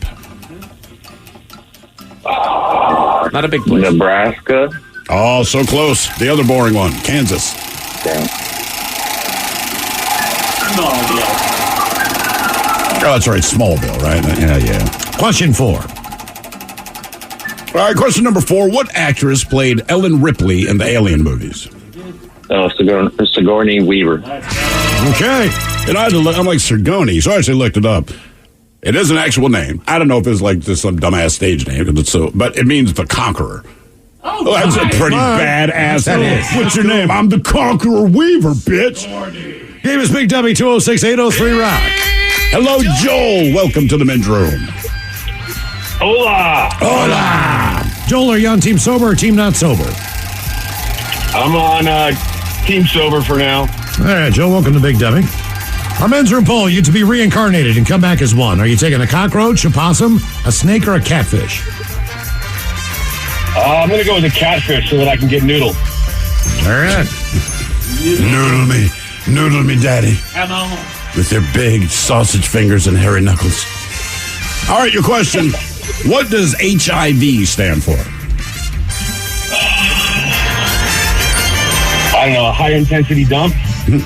Human something virus. Human immunodeficiency virus. Aha, so close. Oh, there you go. Next question. What does AIDS stand for? Autoimmune deficiency syndrome. Okay.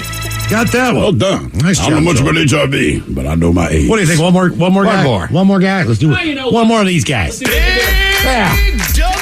Come on. Whoops. There we go. All right, hang on.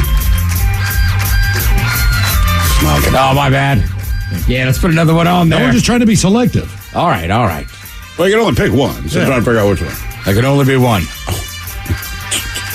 I was wondering about that. Hello, Angie. Welcome to the men's room. Hola, bitches. Hola. Angie, are you sober or not sober? A little bit of both. Oh, you're not sober. Little bit of both. Angie, Angie, when will all these clouds disappear? Well, it's pretty sunny here. So. Yeah, okay. Well, you already did your job. All right, Angie, you're going to come back as what? A cockroach, a possum, a snake, or a catfish? A snake. A snake. What kind of snake? An anaconda. All right. Unless you got buns on. All right. Your question. What was the last U.S. territory to obtain statehood in the lower 48? Hawaii? In the lower 48. Oh, lower. Continental. Whatever you want to call it. The 48 that are stuck together. Stuck together. I'm so tired of being stuck to you. Shoot, I'm not good with geography, history. Connecticut? New Mexico? Arizona. I always mess up. Arizona, yeah.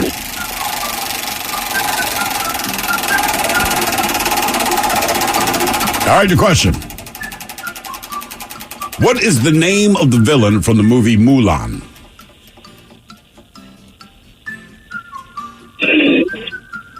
I have not watched that since I was a child. It's about right. Honestly, I don't know. Shan Yu. You know what Shan Yu? Shan Yu. No Shan Me.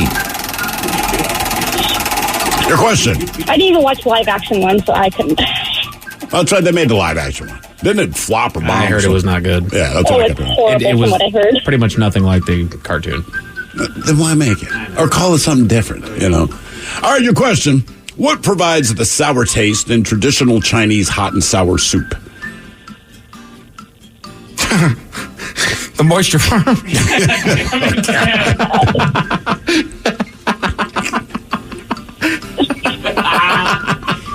Get this in there. Well, authentics. You probably have this in the kitchen somewhere. I probably do. Repeat the question one more time. What provides the sour taste in traditional Chinese hot and sour soup?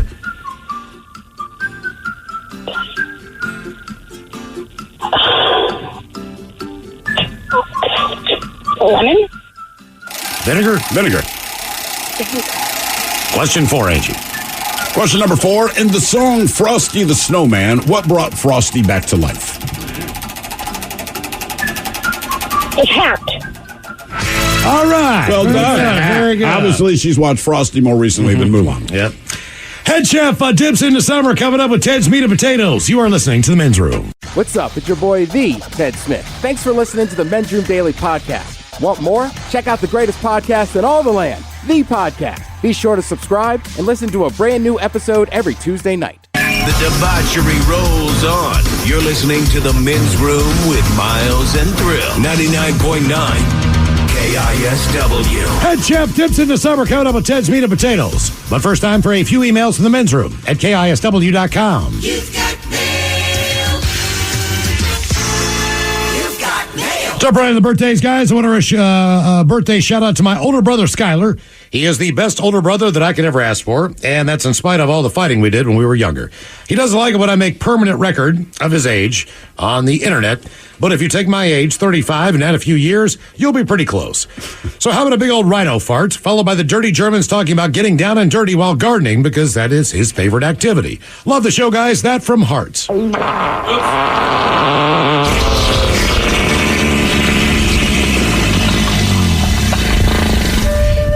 Yeah, first of all, you know I'm done with you when you hear that noise erupting from me. But that's from the front side. But I also like gardening as well because I like working with hose. Also hose. So come outside, so you grab them and you get the garden going. Also carrots. Cucumbers. Yes. This is a sexual-looking fruits and vegetables. Guys, another year older from Jen in Orange County, California, turning 41. How about the dirty Germans and some inspiration from Miles? And Ted, I'm not the girl from Boston. You mistakenly did that on my birthday a few years ago, so don't mess it up. Cheers, guys. That from Jen. Yeah, for your birthday, we're going to serve up a nice helping of penis wurst. Yeah, nothing. What's that bitchy attitude? Pretty sure she's from Baltimore, and that's what I said. Oh, yeah. The Baltimore? Yeah. There's only one fan of ours I know that's named that name, lives in Orange County. I'm pretty positive she's an Orioles fan. But now she's in California. Orange County's California. Yep. Jen, you guys, do you know what happens when the smog lifts in California? What happens when the smog lifts in California? I don't know. UCLA. Damn. Was a college joke. Guys, my wonderful wife, Tana, pronounced Tina, not really, turns 51 today. Can she get a what the F is that? Or your penis is too small, and Obama, and a quartet fish sandwich. Thanks, guys. You rock. Oh my God! What the is that, bro? Drop the beat. Is it too early for a fish sandwich? Cheese and tartar on the side. I smell the fish sandwich, maybe some dill relish in the morning, at noon, and at night, and at night. Birthday shout out to my beautiful wife, Tony Marie. She is 53 years old. How about a little dirty German and turtles having sex from her loving husband and dog son, OJ? Happy birthday. Yeah, what is it with your husband that you have a dog son? How ugly is this husband of yours? Maybe you need a nice dark German. Yeah, I'll only be hanging out with some Marie part if you're named Tony. I'm down for anything. Yeah, right. All right, guys, here you go. Happy, happy, happy birthday. Happy, happy, happy birthday. Happy, happy, happy birthday to you, to you, to you. Ya's a Dirty Germans brought to you by Men's Room Original Sausage. Available through Uli's World Famous Sausage, mensroomlive.com, and other fine retailers. Schweinefleisch. Thank you, Mom. A couple extra emails. Catching up on the Odyssey app. Fellas, I'm catching up on the show and just stumbled upon a bit with the countless Odyssey app plugs. One of the funniest things I've heard in a long time right there on the Odyssey app. Been a fan for over a decade. You guys and your show is one of the best, not just radio show, but overall entertainment on the market. Available for free, exclusively on the Odyssey app. Thanks, guys, for all you do. That from Rick. Thank you, Rick. We appreciate that. Nice. By the way, you have the Men's Room Happy Hour coming up at 6 o'clock. You get more Men's Room on the Odyssey app. Dirty Big Dummy on the way. Pacholas, the wife and I were in the midst of some afternoon delight, stories about dogs, if you will. The dog pushed the bedroom door open and proceeded to throw up an entire calf link sock on the floor. Still 100% intact, mind you. Needless to say, that was the end of our fun. That from the notorious D.U.G. You couldn't fight through it? Just ignore the dog vomit, baby. I'm almost there. I probably would be able to fight through that. It depends where I'm at. Mm-hmm. Thank you. That's the whole thing. Early in the game, maybe you killed it, but like if we're getting close to the moment, like I'll clean it up in a second. Yeah, like if we're just warming up for the game, yeah, I'll be like, hang on, I got to clean that up. Yeah. As long as it's not my line of sight. Yeah, if it's the bottom of the ninth. Yeah. Yeah, why not? More dog stories. Ola Bacholas. My mom was a very early green card holder in Washington State to treat her chronic pain from a spinal injury. So she bakes a tray of brownies, leaves them to cool on the counter. Our 30-pound poodle jumped up on the counter and ate the entire tray. She was stoned for days afterwards. Whenever she was sitting, she would just be gently swaying in a slow circle. Always gives me a smile when I think about it. More dogs that eat stuff. Dudes, catching up this week's podcast on the Odyssey app. Had a dog named Josie Wales. She was a street rescue that had been wandering the neighborhood for more than 6 months. Jody had an eating disorder. She had to eat anything she saw for fear of never eating again. Some of Josie's epic eating stories include stealing my son Farron's birthday cinnamon rolls with extra frosting in the middle of the night, finding a dead seagull on the beach and ripping its wing off and running down the beach, and my favorite, eating a bunch of small eels off the beach. That from Rose in Tacoma. Gotta respect the just ate the wing. Mm-hmm. Yeah. That's it. Yeah, I feel you, dog. What else here? One more. Danger stories. Danger. All of is much like Miles' story. I was doing some spelunking in Veracruz, Mexico with some friends. Told them since I was a rock climber, I'd go first. The cave was a party spot for the local kids. Walked into the main hall, had a flashlight to look at the first drop point. I peered over the edge of the boulder, got my feet firmly planted on the next ledge down to keep going, but it was dark, dank, and damp, and my foot slipped out. I fell into the darkness, and in a split second, thought that maybe this was it. It must have been only a couple seconds that seemed like a lifetime, and I did, luckily enough, land on all the broken beer bottles and Coke bottles that were tossed into the abyss. It was about a 25 to 30-foot drop, and I could not move my back. My buddies went back to the house, picked up a rope, and pulled me up. I compressed my back, had a real hard time getting out. When I did, we hit the bar to numb me up, but I was still walking around like Quasimodo for a couple weeks after that. Cheers, bitches. That from Tim the Tool. Time to open wide and sample Ted's meat and potatoes. Now, here's your host, head chef of the men's room, the Ted Nugent. Head chef of the house. Thank you, folks. Thank you. Obviously, for me, in my kitchen, dip season kind of starts in the fall. Football gets going, you get out those dips. Sure. But obviously, there's a lot of dips for different times of year, and some of them I just don't think about. Now, today we've been eating a blue crab dip with Old Bay in it and cream cheese and just deliciousness. Yes. That could be, now granted, I'm from Maryland, but that can be eaten all time of year. Oh, absolutely. You know what I mean? God, is that good? It is delicious. But these are some summertime dip recipes. Delicious and plentiful. There's a lot of dip in there. My wife said, hey, there's about half now. I'm going to make you guys crab dip for the show. Cool. Everyone appreciates it. People have torn into She that pulled dip. that thing out today. I'm like, my God, that is a lot of crab dip. Correct. And it's half gone now. It is. Wow. Yeah. Yeah. Some work was put in. Let's see. First, again, these are going to be some summer dip recipes. Summer dip makes me feel fine. Yeah, and I'm just saying more but you obviously I make a spinach dip. You could make that any time of year. Sure. I just think more of football holidays is when I more bring because you make that in a bread bowl. Sitting around, right? Yeah. You're going to sit down. You know you're not going to move much. That's more why I think of dips, because you're right. Football season specifically. I like pico. I like salsa.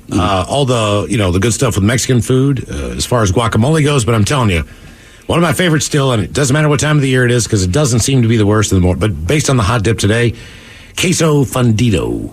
That stuff, if it's on your menu, I will order. I've had it with chorizo. Yes, that is specifically how I like it. Oh, my God, it's amazing. Man, it is those so are good. delicious, but for some reason, I don't think a salsa is a dip. I don't know. No, So, what about chips and salsa? It's just hey, I'm bringing chips and salsa. Your chips in salsa, right? But for some reason, we don't think of it as being a dip. Right, in and you spite got of to the dip fact responsibly. And all you do is dip crap into it. What about hummus? Is hummus a dip or a spread? So this made the list as they're saying you can make it homemade for summertime. Okay, and that counts as a dip. I'll be honest with you, hummus to me is only a dip. Really? I've never made something at home and put hummus on it. I've only done it on a pita. Yeah, pita, and then something else goes on the pita. I rarely dip anything in hummus. If I have hummus, I'm spreading it.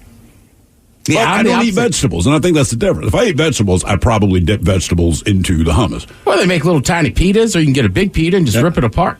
Mm-hmm. I don't know. I guess I just don't sit around the house. I just don't not sit around the house, but I don't have Euro meat sitting in my house. Yeah, no, I don't think anyone does. I don't even know if you can buy it. I wouldn't leave. Could you buy that at the store? Yeah, do they have can I buy it pre-made you Euro kind of meat? fry it up in a pan like bacon? It's already sliced.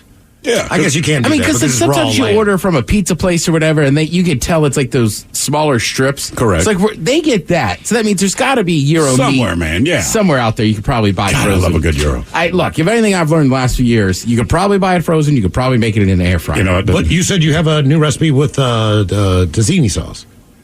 I do not. Tzatziki sauce makes... Tzatziki sauce makes the list as something good to dip it.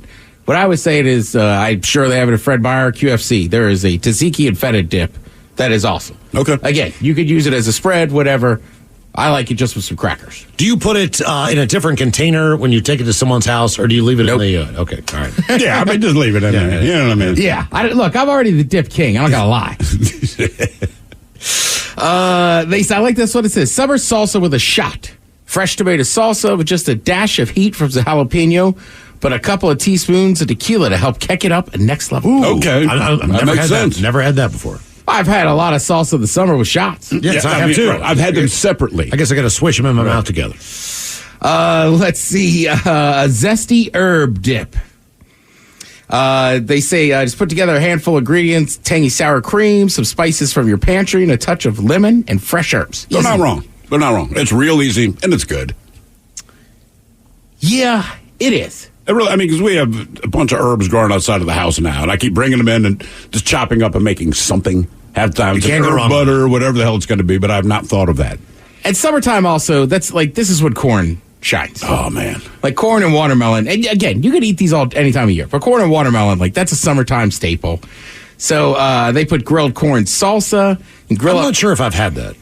Grilled corn salsa? I've not. I've had it before. I had a Mexican place. I've had it. Yeah. It's good, man. You know what? Honest to God, I just like corn on the cob. Just give me the corn still attached to the body. You know what I'm saying? We have some in the refrigerator right now. I love corn in general. So I like corn salsas. For a while, I would always get black bean and corn salsa as opposed to tomato sauce. But now I'm older, I can eat the tomato chunks from a little baby. But I like corn in all forms, right? Can of corn, easy cream fly corn, cream corn, corn on the cob. You never like cornbread. Hush puppies. There's very few corn fritter. Yeah. There's very few things. Okay, Bubba. I know. Right. Elote dip. Mike got me turned on to that. Yep. There's one I know we were getting the one from Costco, but you could find more elote dips around there too. And elote is like the Mexican style way of making corn. Which is tremendous. Yeah. It is. It is super delicious. Buffalo hummus. Basically, you're just making your hummus. You can add some buffalo sauce. Mm-hmm. I'm down with that. You can add Frank's buffalo sauce. Well, normally when you buy hummus, they have 4 or 5 varieties. There's garlic, roasted red pepper, black pepper. They have Montreal seasoning hummus I've seen. I haven't seen that one. The everything bagel one is good, but it's That's in my fridge right now. Well, it's a little salty. I haven't tried it yet. My wife pointed it's it out. phenomenal. Okay. Well, am I not mistaken that it's just a different name on the same thing with Montreal seasoning and the everything bagel? As far as the same ingredients are concerned. Oh, no. Really, completely different. I don't think you could really season a steak with the everything bagel stuff. Because most of the stuff would burn off. You're talking sesame seeds, poppy seeds. The Montreal seasoning, I want to say, is more spices and stuff like that. Correct. And I'm not super into nuts and everything, but I don't know how. That pine nut hummus is delicious. Pine nut hummus. I've not tried that. Oh, it's pretty good. It's pretty good. I like this one. Combining cultures. Tangy guacamole ranch dip. Okay. So instead of putting in your secret ingredient, you would put in ranch and make it creamy. You could add ranch dressing, right, to kind of make it a little creamier. And don't worry, look, I'll tell anybody. I was saying earlier in the office, I put a little dollop of mayonnaise in my guacamole. Okay. And before you attack me, I learned this from a girl that was half Mexican, half Irish. Okay. And that was her secret. I was always like, man, your homemade guacamole is good. That was the Irish side. That was her mom's side. Yeah. Well, I mean, they slather that corn in mayonnaise. That's fact. Yes, they do. And it is good. I wasn't sold on that idea, but man, it is fantastic. And trust me, homemade guacamole is the easiest thing to make. You can take your time and make a very good recipe, or you can do what I do sometimes. Just mash up a couple avocados, get a couple spoonfuls of pico. Mm-hmm. Even if you just got a spoonful of salsa. It's already got the onions cut out. It's got it in there, right. And then just mix it together. What's that? By the way, real quick, somebody says Costco has gyro meat pre-sliced. Just heat and eat. Huh. I mean, Costco is everything. I know. Everything. Now, this is a big one, and a shout-out to another sous chef of mine, Taryn Daly. She brought this one year to the festival and broke it out on Sunday. She made a vat of this Texas caviar. And, I mean, people were plowing What is through in Texas caviar? It's a fresh dip that's made in minutes with canned beans, corn, tomatoes, peppers, and onions. Oh, man. Yeah. I mean, come on. And it's just, on a hot day or whatever, it is just refreshing. And that's like those are the ingredients that need to be together. Right, and Texas caviar is another thing. Most of these summer dips, you were asking earlier, would you spread out hummus or would you use it as a dip? Most of these go either way. Right. You know what I mean? Like you could put them on something or you could just eat them yourself. You can put them on top of like a grilled chicken breast. Yeah, exactly. Eat it that way too. We got Texas caviar on there. Some of these are a little homemade onion dip always makes it. Sure. And listen, right. You can ask Miles and I have been doing this for years. It is so simple. I don't know how to explain it. If you just put the Lipton's onion soup and sour cream together, it tastes a lot better than 100 times better than buying a pre-made one there. I did read a recipe earlier today where they were doing the same basic thing but with caramelized onions. And that's just fine. I'm just not sure what the other seasonings are that you need to complete the dip, but that was pretty strong. Oh, also don't forget, the most delicious dip you can get all summer long, Men's Room Roasted Red Salsa from San Juan Salsa Company. There you go. Exactly. Hell yeah. Now that is some of the best salsa. That honestly is. Honest to God. Dip responsibly. Yes. Not available on the Odyssey app, unfortunately, but you can pick it up at your favorite local grocer for sure. Coming up, we'll drink and toast with the shot of the day. You are listening to The Men's Room. 99.9 KISW. The shenanigans continue.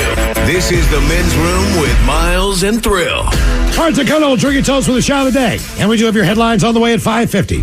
But first, quick check out with Mike Hawk and some of the stories and headlines he is not working on. All right, even though it would help, 83% of people say that they would be turned off if their date used AI technology to help the dating process. Well, yeah. I mean, it's not you. Right.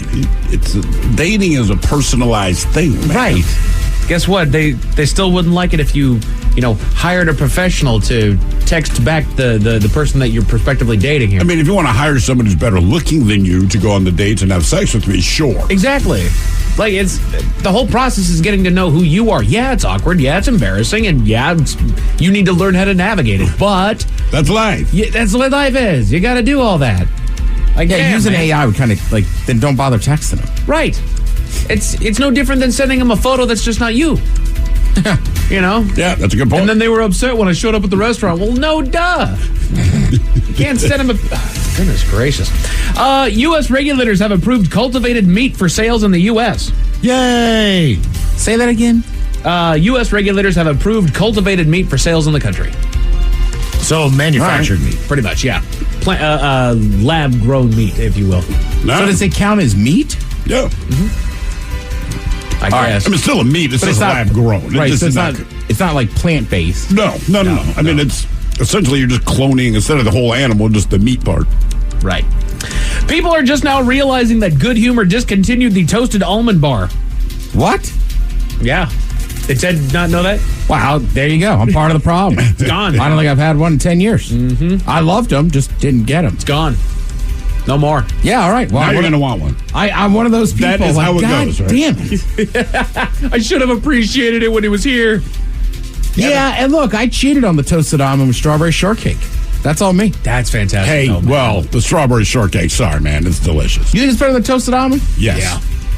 Well, now it's the only choice. Good point. Did you guys ever have the chocolate eclair?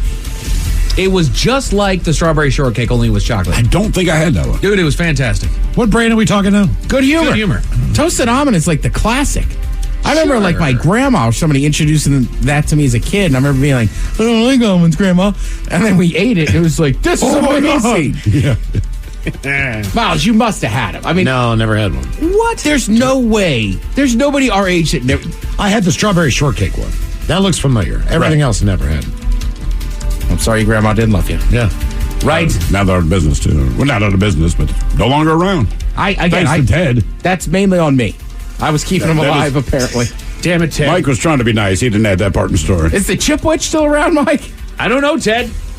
I haven't gotten the news on that one. People, Good Humor better watch out, though. People are starting to pay attention now. Well, Good Humor, too. It's just tough. There's so many, like, local, like, good ice cream places that, Yeah. I feel like the store-bought ice cream probably took a hit. I don't know. Yeah. And that wasn't even store-bought. That was more of, like, convenience store. I feel like every time I got something Good Humor, it wasn't, from the box in the freezer that we bought at the grocery store. It was you go to the gas station and you walk in and, that's one of the ice cream choices. That's where you got like the M&M's cookie sandwich or the drumsticks or stuff like that. I got drumsticks in my freezer right now. I love drumsticks. God damn, they're good. They're so doggone good. I know. That's my favorite. Are yours filled with anything? No, it's just the magic standard shell on the outside, right? I still say the best part is the last bite. With the chocolate the holding cones. together Oh, the bottom my of the God. cone. Yeah, dude. That to me is Did you guys ever mess around with the King Cone? King Cone's another good. Is that just a big giant version of it? Or? Yep. Well, it's like I think it's a competing cone to the drumstick. No, sometimes they do half and half vanilla and chocolate. Sometimes it's nuts on top. Yeah, the King, because I think Nestle. I call him Nestle. Nestle over there is making the Are they the drumsticks? Okay. Right. King Cone, I think, might be Good Humor. Is that the flat top one? Yes.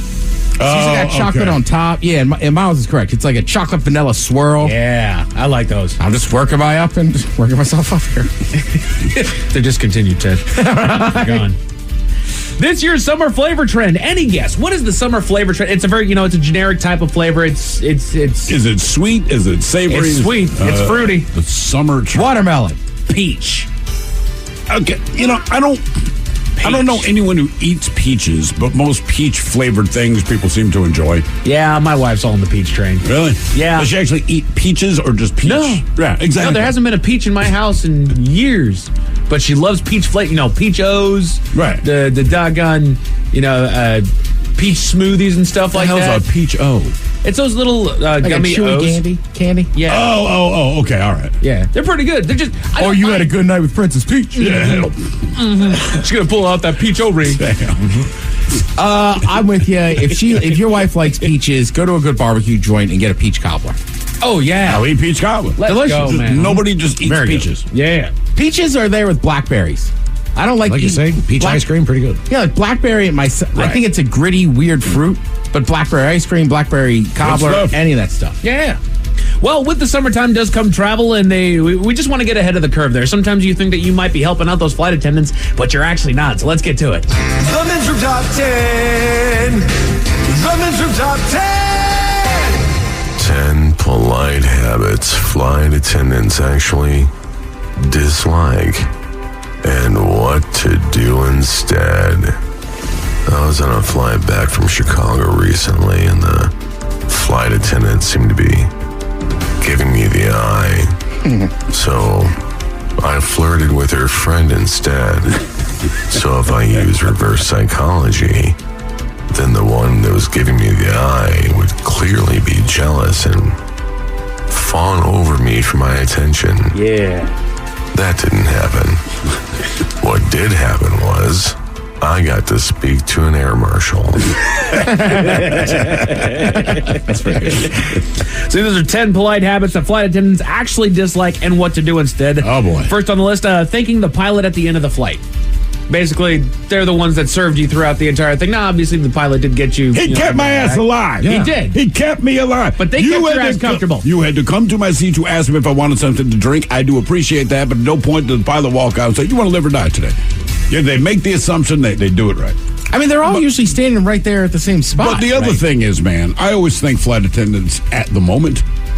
And if you ask for a drink and they bring me a drink, hey, thank you. And if they're giving me the box of cheese and crackers, thank you. I just say thank you because that's the general thing to do. I have not had the chance to thank the pilot. That's all it is. That honest to God. What they say I feel like they're always just standing there together. So I just go, hey, thanks, guys. Have a good day. Yeah, that's kind of what they say. But now you need to thank everyone on I'm your not way. talking to the pilot. I'm talking to you guys. I literally thank everybody that works for the airline on my way out. The people that are cleaning the seats and setting it up already for the next flight. The flight attendants that I see that are just kneeling on the seat, waving at everybody going by. So you're sitting in the back of the plane.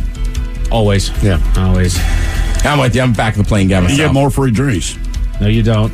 Yes, you do. No, you don't. You do, man. You get hey, man, you do. Just take these. Not letting them know that you're terrified of flying. So actually, they can help you out. If you got anxiety, it's better that they know. So they say, let your flight What are they attendant going to do? You should be terrified. So they can bring you a bag to breathe in or vomit in. They can distract you. They can tell you how the plane operates basically through turbulence and stuff like that. Just they have ways that they can help comfort you or do their best to help you out in the moment there. So they'd actually rather know, huh? Yeah. Right. I'm going to start lying. Hey, my friend behind me is terrified of flying. My buddy Ted. He doesn't want to say anything, so don't make a big deal. But he's never flown in his life. And make sure he doesn't get alcohol. It'll just make it worse. We gave him acid before we came in. He's on Xanax and acid. Do not bring him a drink. He's not terrified, man. If he's watching rom-coms, he's really terrified. Right. Just pass it by. If you hear him laugh, he's nervous. Don't make eye contact with him. Literally, he's scared. If he's chatting somebody up, it's a nervous chat. Yeah, just let it go. But don't give him alcohol. Speaking of which, calling them over to chat. Says, while it's important to alert the flight attendants if you need help or have a question, constantly pressing the call button for non-urgent matters can be annoying and disruptive to their work. Why would you do that? I just want to talk. Right. If you hit the call button, it better be an emergency. I need a beer. Don't do that. Remember, they cut Miles off on one flight. He's in the seat behind me, all right? It's because he kept doing this. Well, no, he hadn't done that. It's just, we were taking advantage, and he was just kind of showing his colors at this point because he's getting hammered. So I hear them cut him off. Then I see his hand reach over my seat and press my call button. Ding! So the flight attendant comes up, and I'm just like, yeah, let me get, it was double vodka and something. But it's the only thing that Miles has been. I've been getting something different all the way. She's like, is this for him? I'm like, no. Not at all. Nah. He would never do I just suddenly want what he was drinking. You guys are going to get a talking to when you land one of these times. We already have. We have. Yeah. Oh, my God. Oh, my God. Are you kidding me? Yeah. I mean, come on, man. I'm like, I know. We're veterans. Mike, I went on a few dates with a girl that was a flight attendant. Yeah. And after the second date or something, we're having some drinks, and I was like, so what are the big secrets? And she was like, tell Miles, don't hit the button for drinks. Oh, damn. And she was a fan of the show. She named, and I go, why? She goes, that's the quickest way to we're not going to serve you anymore. Damn. Also, another one, say hello to the flight attendants when you get on the flight. Yes, always. Don't give them the cold shoulder, man. You're going to be standing there in that line. Chat them up for a second while you're there. That was hey, how are you? I was telling them, I'm freaking awesome, man. How are you guys? Even if I'm not. Hey. 10 polite habits flight attendants actually dislike. Stowing your carry-on too carefully. What do you mean too carefully? I don't... It's just taking forever. It just says But just put the goddamn thing up be there. prepared to stow your luggage as soon as you board. This means tucking in the loose straps, closing zippers, putting them away items that you've taken out, removing items that you need in your seat. Just don't be ginger. It is amazing when you watch certain people. I'm like, did you not know you were getting on this flight? How are you this unprepared? You're already on the plane, and now you don't seem to know where you put anything into your carry. For efficiency, real. guys. Let's just be efficient. And also, this isn't on here because it's not a polite habit, but don't just throw your bag into the overhead as you're walking on the plane. That's my doggone seat. And I've moved people's bags before. Yeah. Oh, dude, that's where I get that's on. one thing I get from if my seat is here and your bag is there, I just pull the bag out and put mine in. I'm just like, look, man, obviously you have a seat. That's why you're here. Put it over your goddamn seat. I've heard it 3 times on a flight. Hey, how you doing? Doing great. No bag, no carry-on, no backpack? Nah, just me. They give you that nod like, I know. Yeah. I mean, I'll do it like a row in front of me, only if mine's already closed. I understand that. Yeah. Right. If you're one of the last people on the plane, I understand how that works. But, like, if 15 people are on the plane, I'm like, how is your bag already over my spot? Yeah.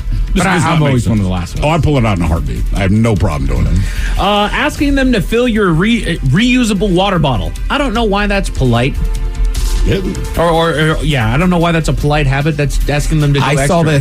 I saw this in action. No way. And she literally just handed him a box of water. Oh, not bad. Right. Yeah. Yeah, here, you do it.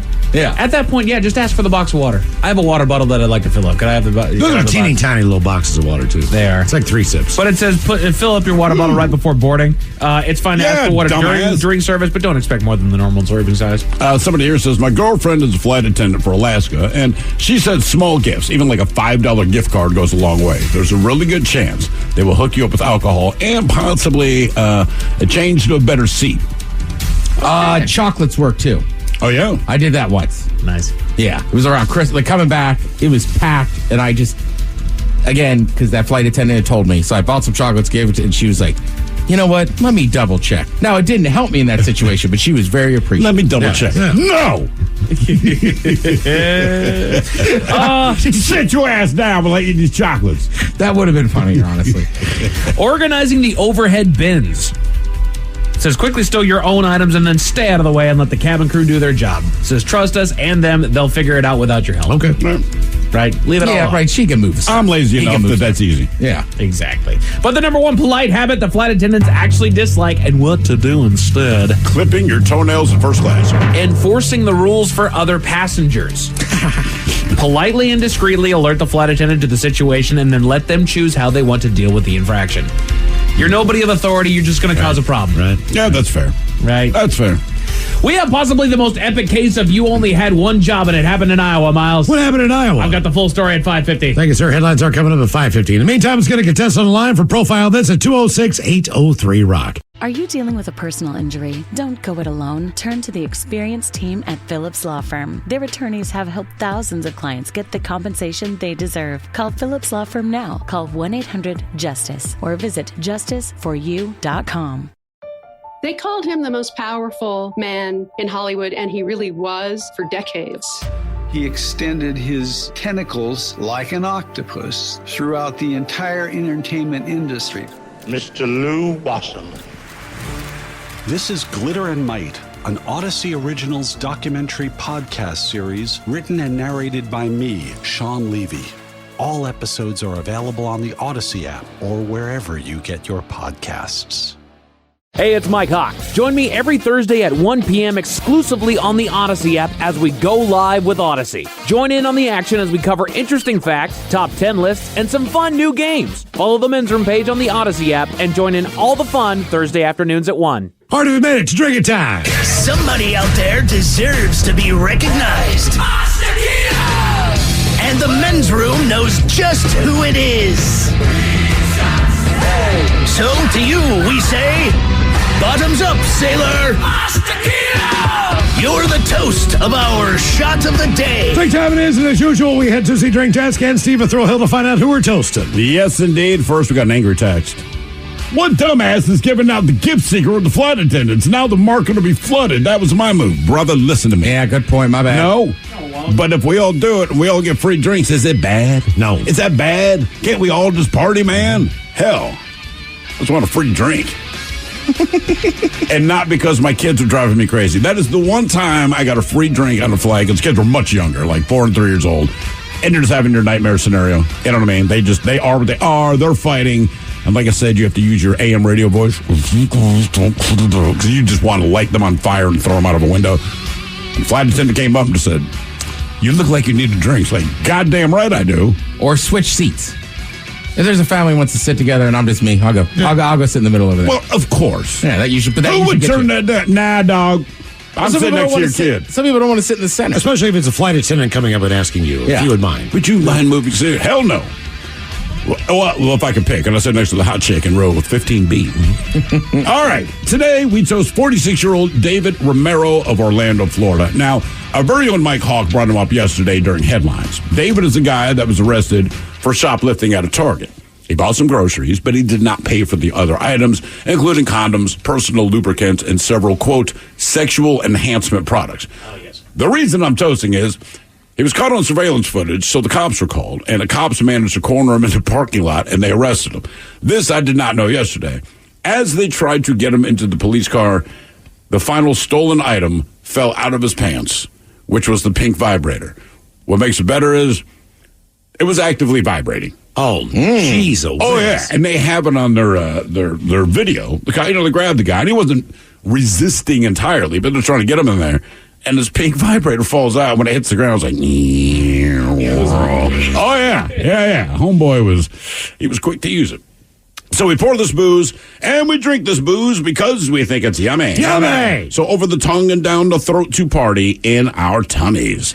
Down the hola bichola! The Men's Room presents Profile This. And Stephen Throwhill, could you please tell everyone how Profile This is played? I sure can, Miles. It's a simple game where we share with you a real-life news story, something that happened right here on planet Earth. And as you listen to the story, based on the stereotypes you believe to be true of people and the decisions that people make, we'll ask you what it is you think makes the story a story. Hello, Christina. Welcome to the Men's Room. Hola. Hola. Okay, Christina, do you understand how this here game is played? Christina? I do. You do? Okay. Okay, fantastic. You have your choice of one of 5 stories. You have the wonderful world of drugs. You have Bite Me. In other words, what did someone find in their food? Interior decorating, where you guess the foreign object that ended up on the inside of someone. Hit Me With Your Best Shot, where you guess the unconventional weapon that someone chose to use as a weapon. And finally, Animalize This, where you guess the animal responsible for causing the problem.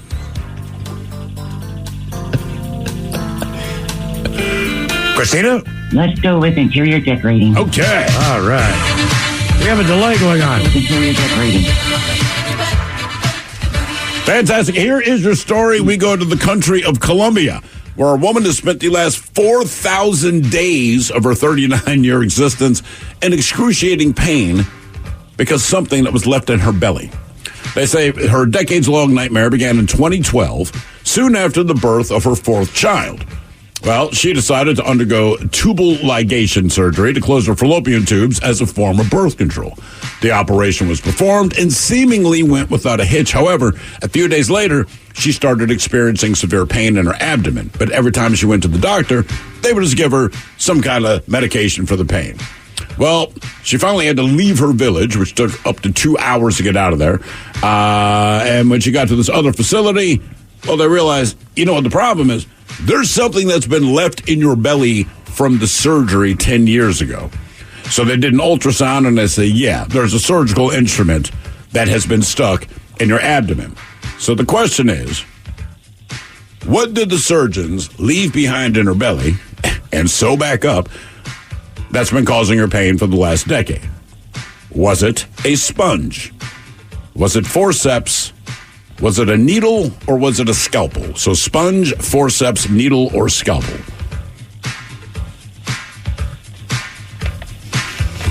Oh my goodness. I'm going to say sponge, but what do you think, Ted? You know what? I'm kind of with you on this one. Sponge? Yeah, I just feel like of all those, that seems like the easiest one to leave inside of somebody. You know what would be funny? It's just she's going to fallopian, leave a baby in there. Christina, are you going to join Ted there with sponge? I'm staying with Ted on the sponge. Okay. I'm going to go forceps.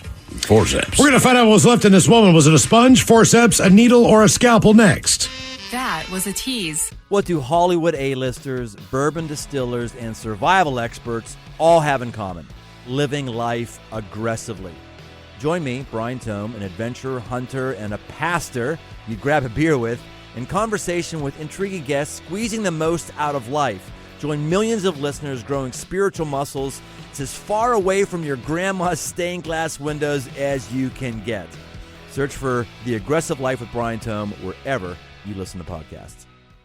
99.9 KISW. We return to the men's room with Miles and Thrill. Categories: interior decorating. On profile this, we head south of the border. A woman in Colombia has been in pain for decades with abdominal pain after her pregnancy and an operation. Something was left inside of her body. So was that a sponge, forceps, a needle, or a scalpel? And Christina, that is the very question that we posed to you. Let us start with Miles Montgomery. Miles, you went with forceps. Hey, Christina, you agreed with the Ted Smith that it's probably a sponge because it kind of makes sense. Yeah. No. They left a needle in her. I was going to say needle and scalpel. Needle. I mean, I'd figure no based on how much time it took. 10 years, she had a needle in her abdomen. She's complaining about pain. She kept going back to the same hospital that initially did the surgery, so they just gave her pain meds. I know why. She's been jabbed 100 times. They never did an ultrasound. She went to a different hospital to do an ultrasound. They're like, yeah, there's a needle in your gut. That's all it takes to figure it out. Good times. Now for all TV news all the time for TV Time with 10. And now, because your pathetic life is confined to countless hours in front of a talking box, the Men's Room presents TV Time with Ted. All right, so there was a show, you guys know The Weeknd, musical artist. Yeah. So he was in a news show, and it had good ratings. But the show got canceled, basically, because nobody could stand to work with him. Really? Yeah, I guess he's that big of a egomaniac and this and that. So, like, I mean, he was the guy. This is the guy that complained that he did not get a Grammy nomination, which to me is just so crazy. Like, that's something you should take as an honor for your body of work. But like, if you're literally making music just to get a Grammy, you know what I mean? I don't know. For some reason, that bugged me. Yeah, and like, music's a little bit easier. I try to do the same thing with sports, right? Like, I try to separate things. Sure. You know what I mean? Like, there's certain athletes I don't like just for whatever reason, but like, I don't know. If they play for my team, I could still try to just be like, well, I like them on the field. You like them on the field. It just bugged me with him because I'm like, look, man, you know, like with sports, no matter what sport you're watching, you understand what everyone's end goal is, to be crowned the best, right? But you have to earn that, you know. And with the Grammy nomination, I'm like, it doesn't have anything to do with whether or not your album's good or not. My God, dude, you can sell 10 million copies of a record, not win a Grammy, and do just fine, right? Yeah. It should be about your fans. So when you're complaining, I didn't even get a Grammy nomination. Like, right?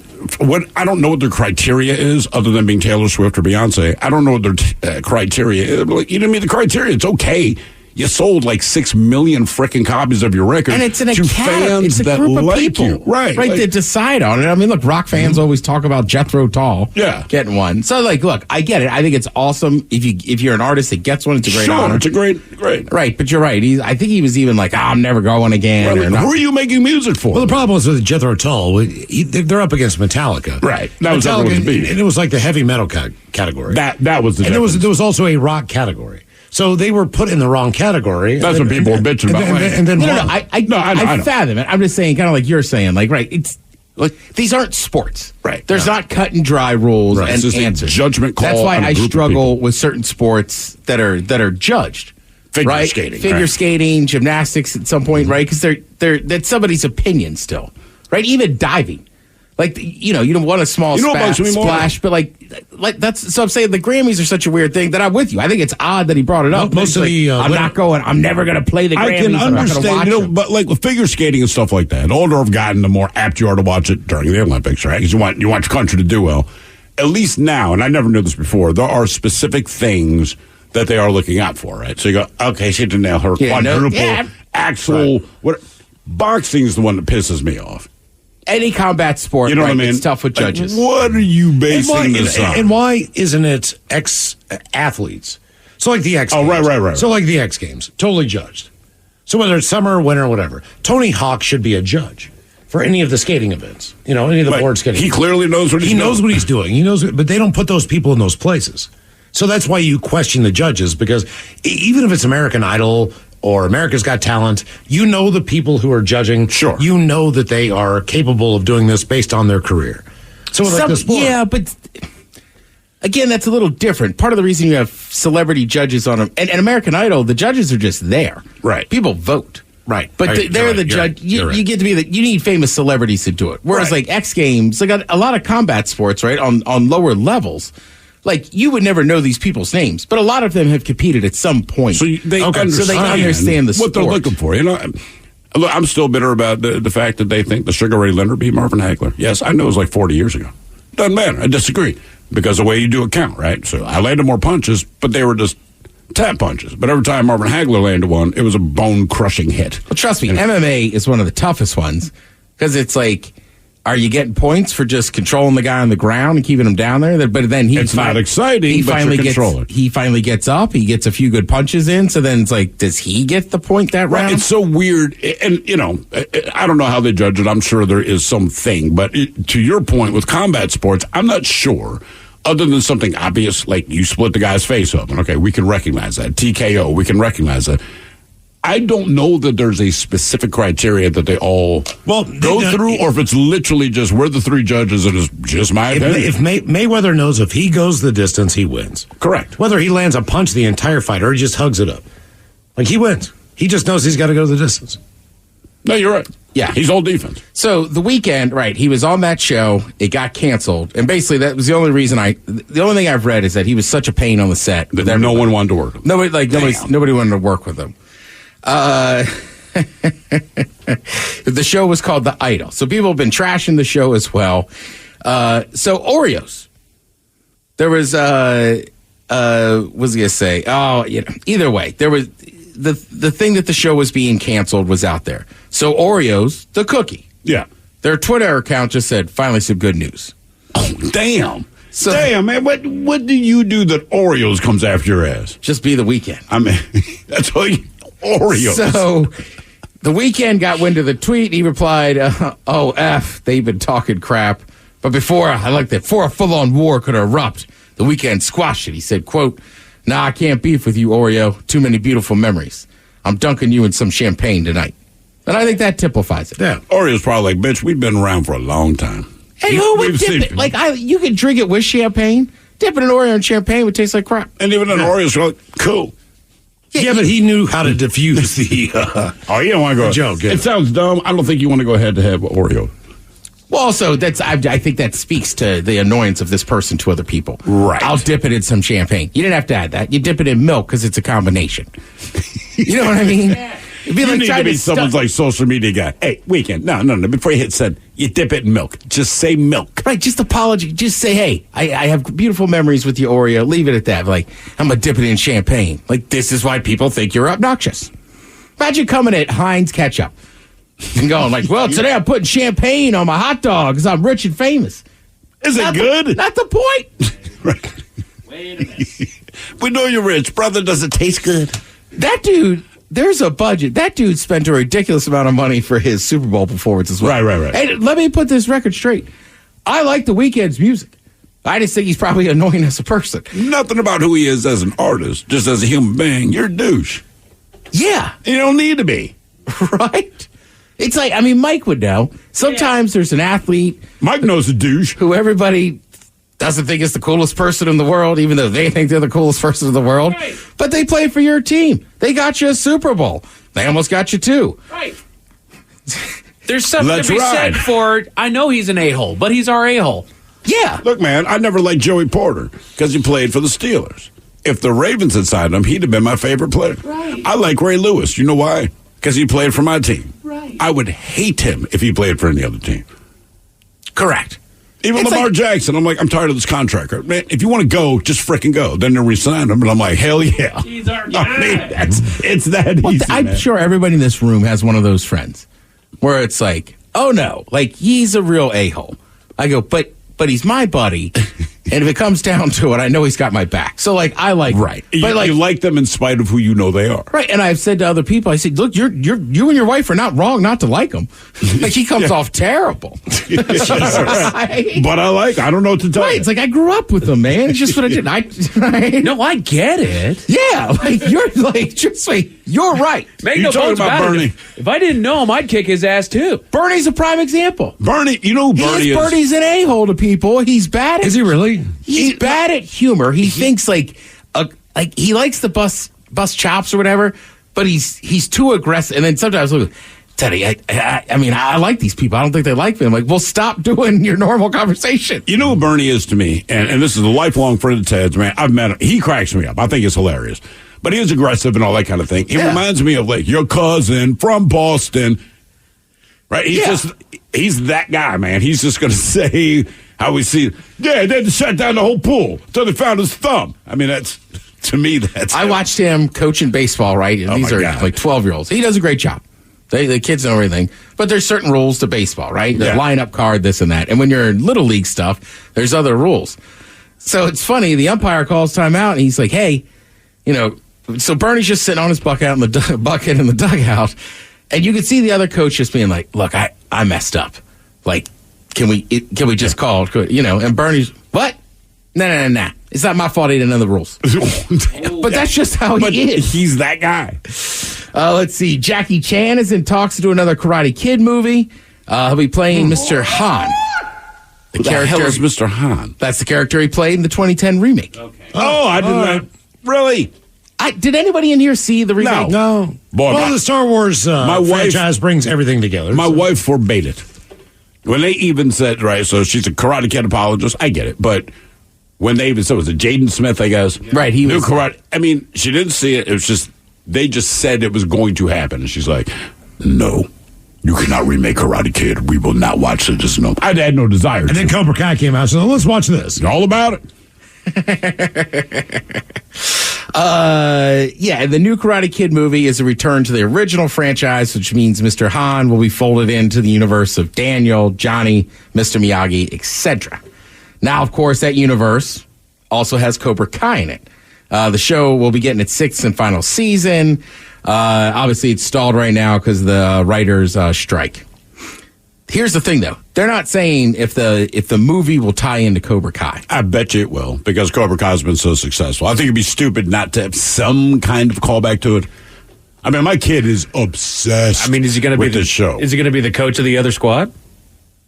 Johnny? All you got to do is bring, not even Johnny, whoever his sensei was. They just bring that guy in, sold. I'm still here. Plastic surgery guy. Yeah, I mean, it's tough. It's tough because the Cobra Kai thing, like, has gotten, like, it's still Johnny and Danny. But it's gotten so far, Daniel, but it's gotten so far away from the original movies. Oh, right. So I'm with you. You could try to, like, take this one and be like, all right, let's get closer to the movies. But also, like, you're right, Cobra Kai was such a beast. Like, you could just remake the movie or do another movie and just kind of base it on some of that new stuff. Karate fights in high school. I feel like the guy from Karate Kid on the Cobra Kai side. Blonde dude. The other guy. The old guy. Yeah. Okay. He's like a guy that should appear in The Boys. Like, you know what? Yeah. He's kind of got that look. He can't play a nice guy because he looks like he'd kill you. Yeah, and I got to do some research on him, but I think he legit is kind of a badass dude. I think he is, but I think he's a nice dude. It's funny. The guy that plays Johnny is like the nicest guy on earth. Meanwhile, Ralph Macchio is not quite like Johnny, but he's very serious about everything, blah, blah, blah, blah, blah, blah. Meanwhile, the guy that plays Johnny is like, yo, man, I love life. This is what I do. Well, things are good. You just mentioned The Boys. Like, I only know the actor that plays Homelander, yeah. from that show. But every interview you see with him, same thing. Like, apparently he's a really awesome dude. Like, he's the nicest people guy. love him. But also, every role before that was a nice guy role. Yeah. So, like, he can dance, he can sing. So Miles, man. Like, he's a trained actor. My introduction to Homelander from The Boys was as Homelander from The Boys, and you just don't like him for multiple reasons, right? And he does it very well. And then I kind of look him up, and I'm watching all these videos of previous acting gigs. He's like Fred Astaire. He's like singing songs and clicking his heels in there, and all I see is Homelander. And I'm like, man, don't be that dude that cannot see the human past the character, but it's still, He does such a good job of being a remarkable douche on the board. But if he went to Comic-Con, people would be mad at him. Oh, yeah. People would be he was like, dude, it's okay. I think man. the nerds at Comic-Con would still like him. Well, they would. What I'm saying is, you know the character, you don't know the person. Right. So when you go there, you're like, Chewbacca, big hug. Right. But this guy, no. I saw a good Bryan Cranston from Breaking Bad and stuff. He was on Watch What Happens Live or whatever. Something like that. So they brought up some old clips of him. I forget what show he was on. He was in the middle? No. He was a real star on that one. I'm saying he had little bit parts, and one of them was the X-Files. And they were like, hey, here's this. And he goes, funny story is doing that little bit part is where he met the creator of Breaking Bad. Really? So, and he played a bad guy in there. And then, of course, we all knew him from Malcolm in the Middle. Sure. Right, exactly, of being a nice guy. But when that guy made Breaking Bad, he was like, oh, I remember he could be a bad guy, too. And that's what's funny. We know him from Malcolm in the Middle. So when you say Bryan Cranston is going to play this meth dealer, like, it took us a second. Yeah. They're like, wait, Malcolm's dad is going to be, okay. And Malcolm, what's his, Freddie Nunez? Muniz, something like that, yeah. Frankie Muniz. He's a race car driver now. Yeah, like real yeah, and good. Yeah, like he's not just a rich dude like kind of playing around. Like, oh, he's for real. Mm-hmm. By the way, Martin Cove. That's the name of the sensei on the Cobra side of Cobra Kai. All right. It's from the listeners, Martin Cove. If you're an NBA fan, the draft is on right now. You want to check that out. There's only 2 rounds. It's much quicker than the NFL draft. Yeah, the other drafts seem to matter more. NBA's tough because you're only like NFL. There's a lot of guys. I feel like NBA, like there's only about 8 or 9 guys, maybe 5 guys that are actually you're gonna see next year and be like, oh, you got drafted. Thank you, Tim. We appreciate it. You're listening to The Men's Room. The Men's Room returns with Miles and Thrill. Now, let's see what's happening in the real world. All right, here we go. Ohio lifeguard shortage leads to one Meemaw manning the stand. Meanwhile, one Iowa town's new water tower doesn't go exactly as planned. After executing 26 fellow inmates, prisoner left free after serving only 4 years. Florida man drives through a convenience store while trying to buy beers. And a Texas family wakes up to 40 goats casually grazing in their grass. It's time for your headline. Now, it's time to hit the headlines. Here's my car. All right, our top story, we go to Iowa for one of the best cases of you only had one job that we've ever seen. The town of Stewart is seeing an influx of new residents, expecting to build upwards of 150 new homes as the population grows, as well as an upgrade to their water source to accommodate the rise, which means new water tower. But some residents lodged complaints after they drove into the town off the freeway to the site of the new water tower, donning the name Start. They had neglected to put the U in there as far as the Stewart name goes. On the damn water tower. On the damn water tower. Brother, if you got a water tower, that's usually the only thing in your town people can see everywhere. Exactly. Spelled. Big old banner out there says Start. Start. The mayor did come forth and acknowledge the poor optics of the situation and has clarified that the mess up happened on the initial printing of the name. It wasn't centered on the water tower, so they were painting back over it, which made it look incorrect. Okay. So there you go. So it's not that they actually did misspell it. But to me, in the end, I think it'd be funnier just to leave it. Oh, yeah. If we had a Seattle water tower and it said settle, leave it. You ever climb to the top and get high at one of those? No. Water tower? You ask Mike that question as though the possibility coming back down that ladder is terrifying. I was working on my Eagle Scout project, Miles. Oh, sorry. Damn. Zach! I was in college. I was way too graduated.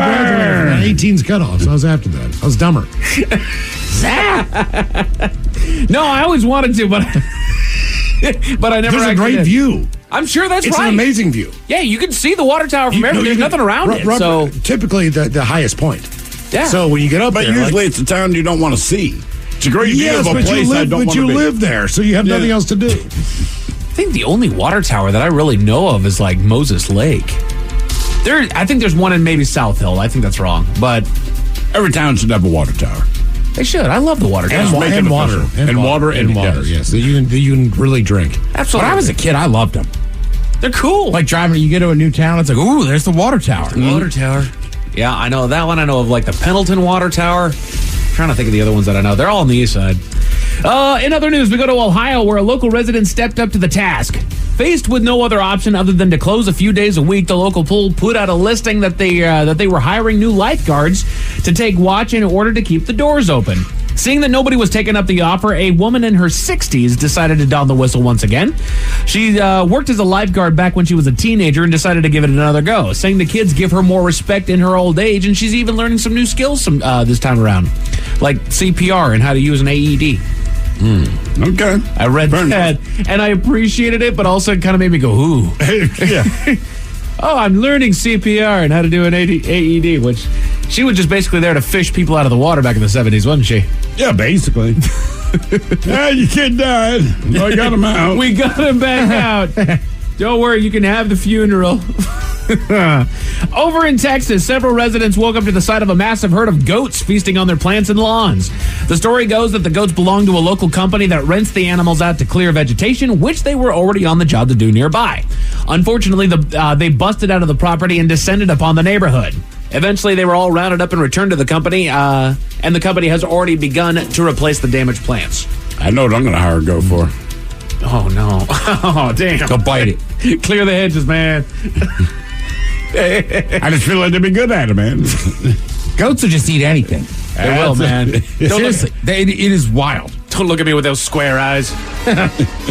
Say for your headlines with that Mike Hawkins out. Thank you, sir. Men's Room Radio inspired Bad Choice Friday. Tomorrow, the return of Ted versus the FCC. Lovely Taryn Daly's up next. Yes, indeed. It's all true. But in the meantime, well, we be all about this bitch for 180 seconds or so.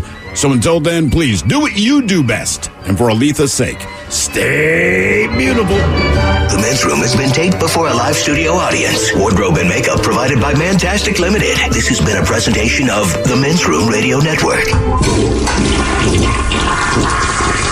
Oh, man! A Double Flush production.